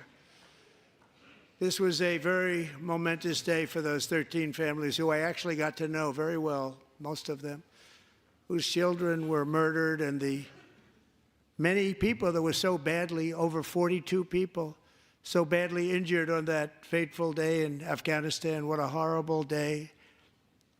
Such incompetence was shown that when Putin saw what happened, I guess he said, wow, maybe this is my chance. That's how bad it was. Should have never happened. Grossly incompetent people. I spoke to many of the parents and loved ones, and they're all in our hearts tonight. Just spoke to them on the phone. We had a big call. Every one of them called, and everybody was on the line, and they did nothing but cry with happiness. They were very happy, as happy as you can be under those circumstances. Their child, brother, sister, son, daughter was killed for no reason whatsoever. In the Middle East, we're bringing back our hostages from Gaza. In my first term, we achieved one of the most groundbreaking peace agreements in generations, the Abraham Accords.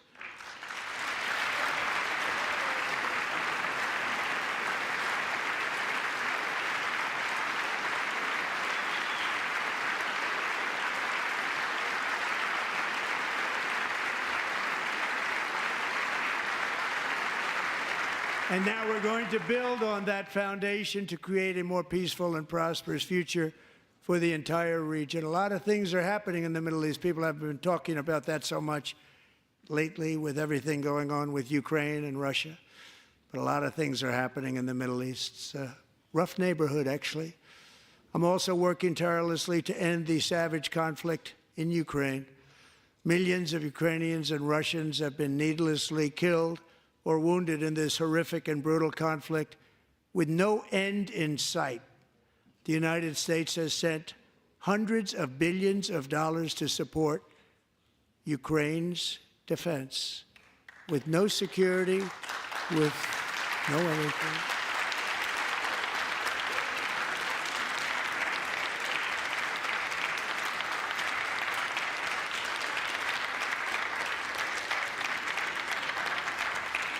Do you want to keep it going for another 5 years? Yeah, you would say Pocahontas says yes.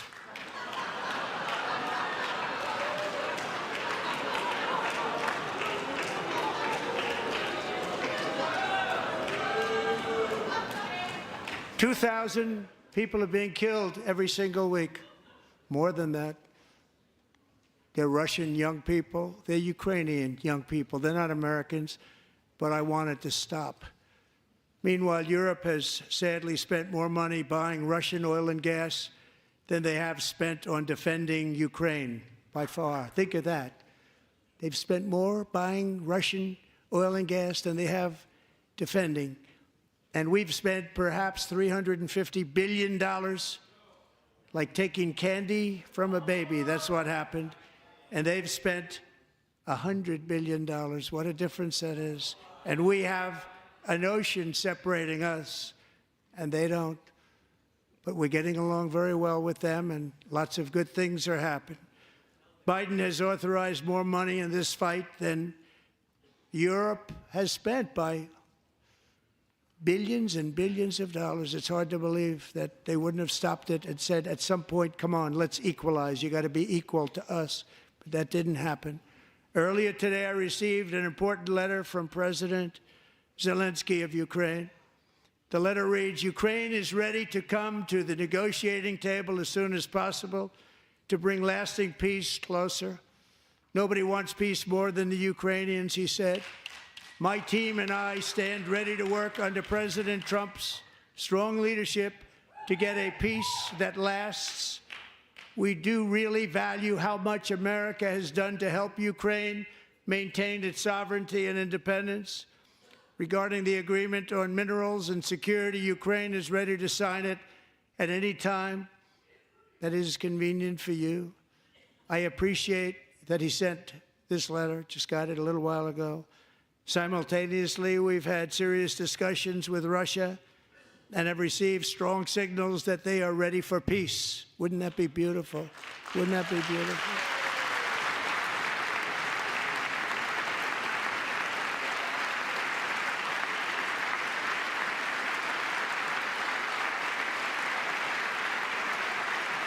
Wouldn't that be beautiful?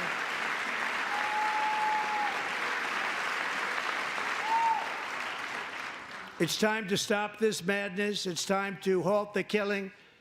It's time to end this senseless war. If you want to end wars, you have to talk to both sides. Nearly 4 years ago, amid rising tensions, a history teacher named Mark Fogel was detained in Russia and sentenced to 14 years in a penal colony. Rough stuff. The previous administration barely lifted a finger to help him. They knew he was innocent, but they had no idea where to begin. But last summer, I promised his 95-year-old mother, Malphine, that we would bring her boy safely back home. After 22 days in office, I did just that, and they are here tonight.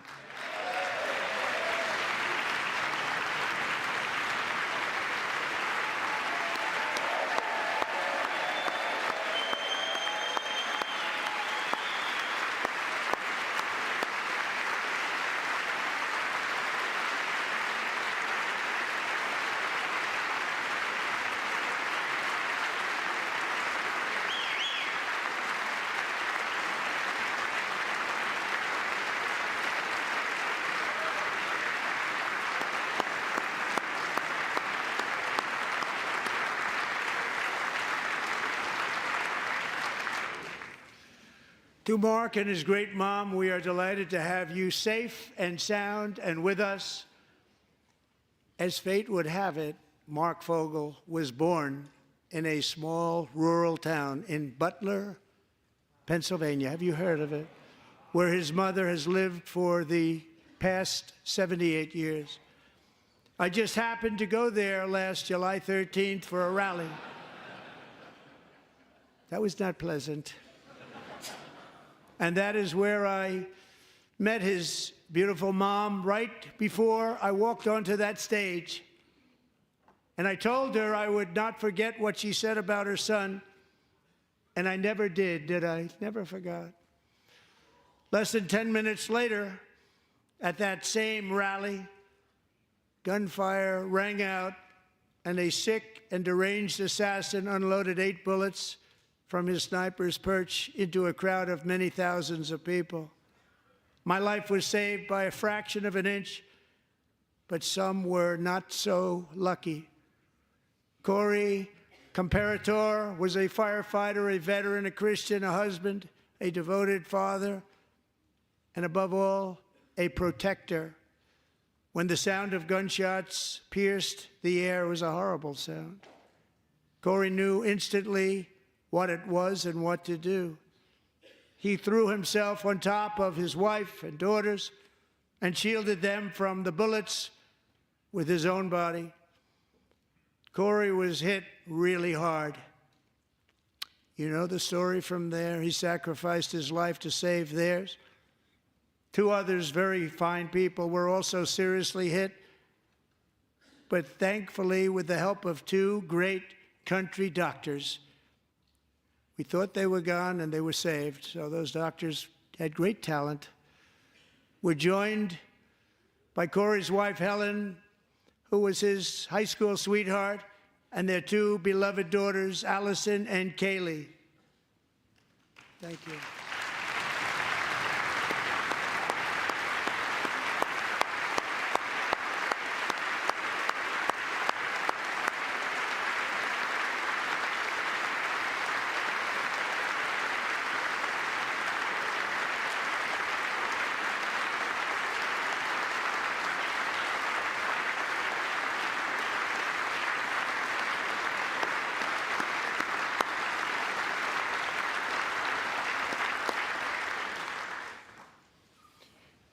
To Helen, Allison, and Kaylee, Corey is looking down on his 3 beautiful ladies right now, and he is cheering you on. He loves you. He is cheering you on. Corey was taken from us much too soon, but his destiny was to leave us all with a shining example of the selfless devotion of a true American patriot. It was love like Corey's that built our country, and it's love like Corey's that is going to make our country more majestic than ever before. I believe that my life was saved that day in Butler for a very good reason. I was saved by God to make America great again. I believe that. Thank you. Thank you.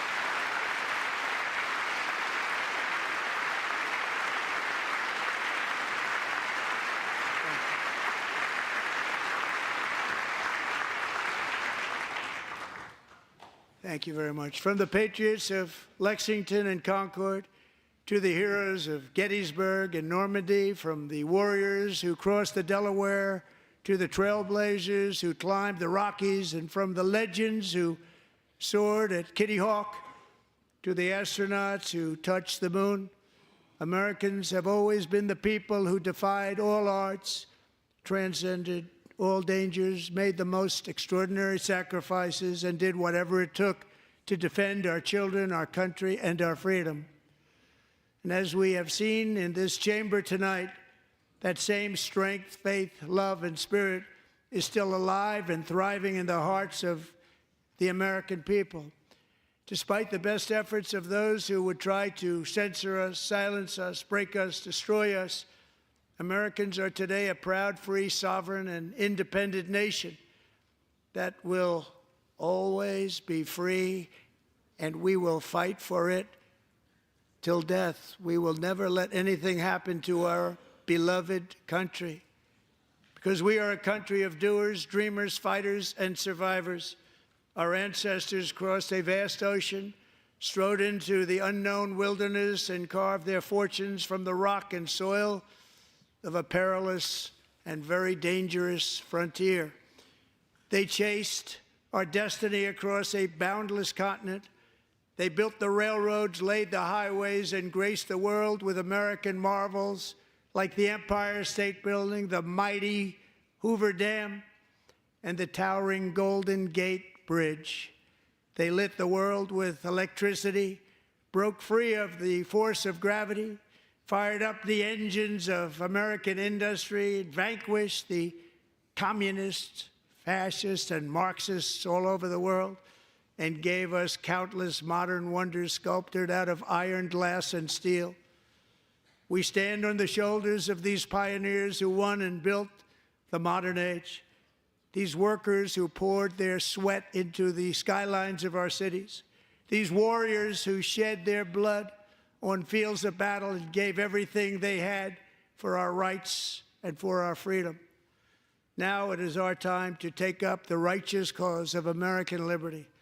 And it is our turn to take America's destiny into our own hands and begin the most thrilling days in the history of our country. This will be our greatest era. With God's help, over the next 4 years, we are going to lead this nation even higher, and we are going to forge the freest, most advanced, most dynamic, and most dominant civilization ever to exist on the face of this earth. We are going to create the highest quality of life, build the safest and wealthiest and healthiest and most vital communities anywhere in the world. We are going to conquer the vast frontiers of science, and we are going to lead humanity into space and plant the American flag on the planet Mars and even far beyond.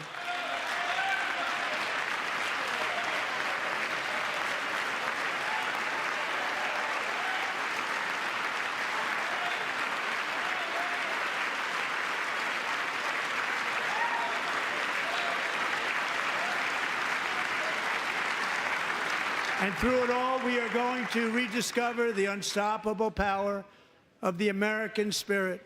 And we are going to renew unlimited promise of the American dream. Every single day, we will stand up and we will fight, fight, fight for the country our citizens believe in and for the country our people deserve.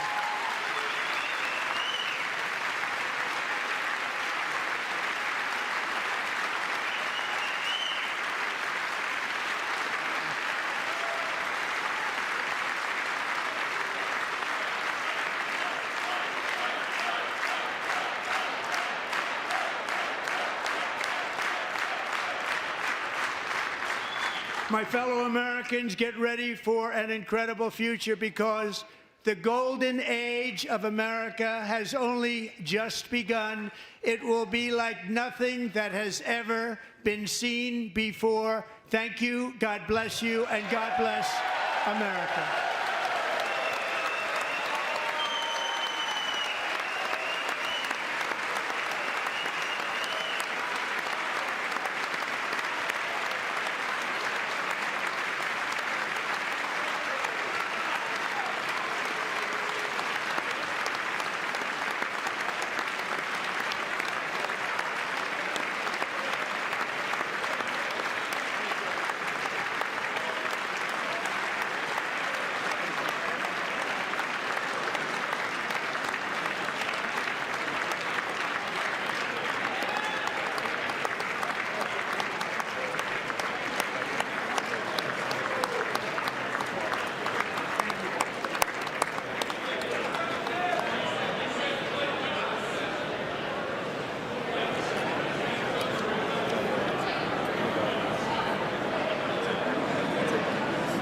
Thank you very much. Great job. Thank you. Great honor. Thank you very much. Thank you. Get this place going, all right?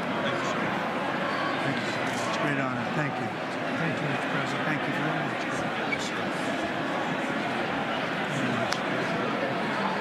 Thank you very much. Appreciate it.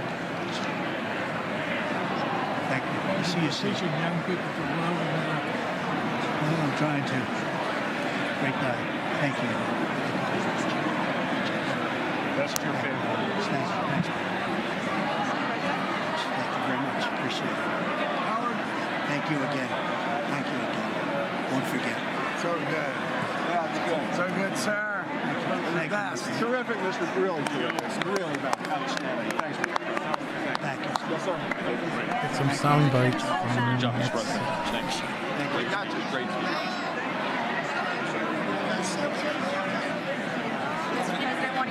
Thanks again, Mr. President. Thank you, Mr. President. Thanks for the phone call last night, too. Thank you. Absolutely. You know that. Thank you very much. I'll do it. Just give me the information. I'm not going to give you. Sorry. Thank you, everybody. Great speech. Great speech. Well, great speech. Best speech ever. It was a very good speech.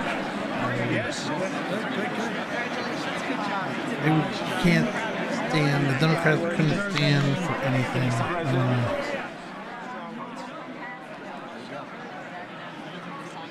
Democrats could not stand for anything. It was amazing. I know you better than you do, right?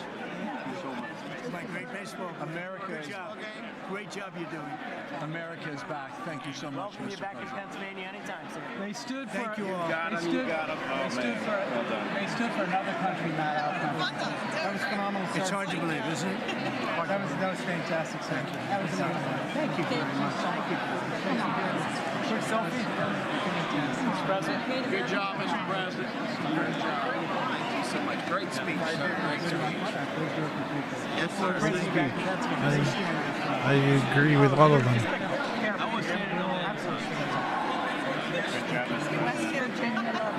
Oh, good. How you doing? All right? Did you get a chance to shake his hand earlier? Do you want me to get a picture of you shaking his hand or anything? You're good. Thank you very much. Let's do biofilm. Thank you, darling. Great, sir. Thank you. I love you. Best speech on the floor ever. Yeah, it was so good. Thank you So very good. much. You rocked it, Mr. President. We're with you 100%. Crush. Thank you. Really good.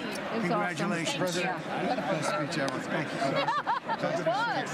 Fantastic. The best Mr. President, that was a great speech. That was It was.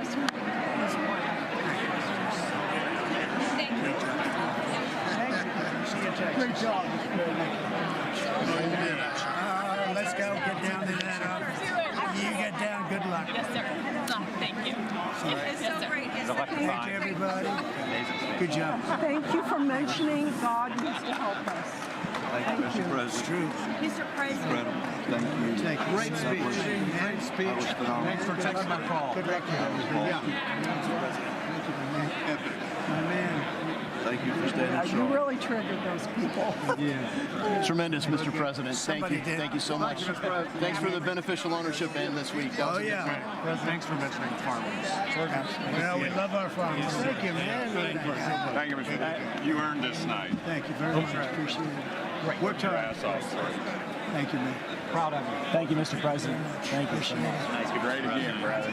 Thank you. Endorsed me. I'm here for you. I did indeed. You better believe it. Very well I did a done, good sir. endorsement. President, home run. Thank you very much. job. You killed it. Thank you, Mr. President. Thank you, everybody. You did great. Thank you. That was a good job. evening. Hey, I nice think to see you. everybody. Slam dunk. Thanks You're for doing good. everybody Thank you, for sir. watching. You did We're amazing, gonna per usual. Thank you. I'll see you. we'll Thank see you. what Yes, sir. the Democrat Thank has you. to Thank say, you. and then we'll call it a wrap. Love you, Mr. President. Yes. Thank At you, least everybody. give 'em- That's beautiful. New congressman from Eastern Washington. We've never met. Michael that's Baumgartner. good. I was one of Mike Leach's best friends. Oh, He that's thinks good. very highly of Mike you. was Tremendous. He was a great guy. Great What a speech. Great speech. Thank you. Thank you very much. Mr. Jr., you did a great job. Yeah, thank you very much. Home run, Mr. Yeah, President. home run. Home run. Home run. That was a good one. President, Good to see you, sir. Appreciate it. Good job. Thank you very much. Looking good. Look at him. I need to talk to you about some buildings, some public buildings. You let me know. I will. Yes, sir. Mr. President.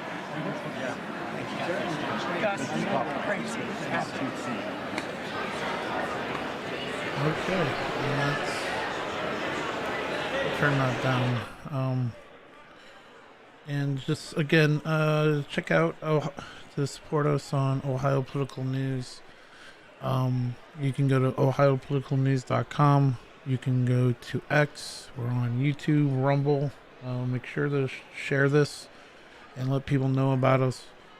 Follow us on any platform that you like, and just stay with us. We're going to be covering a lot of things. I know there's going to be a lot of property tax speeches coming up. I know Brian and Leonard and John Mara are going to be doing a couple of speeches in the next on Thursday, and I believe on Saturday morning.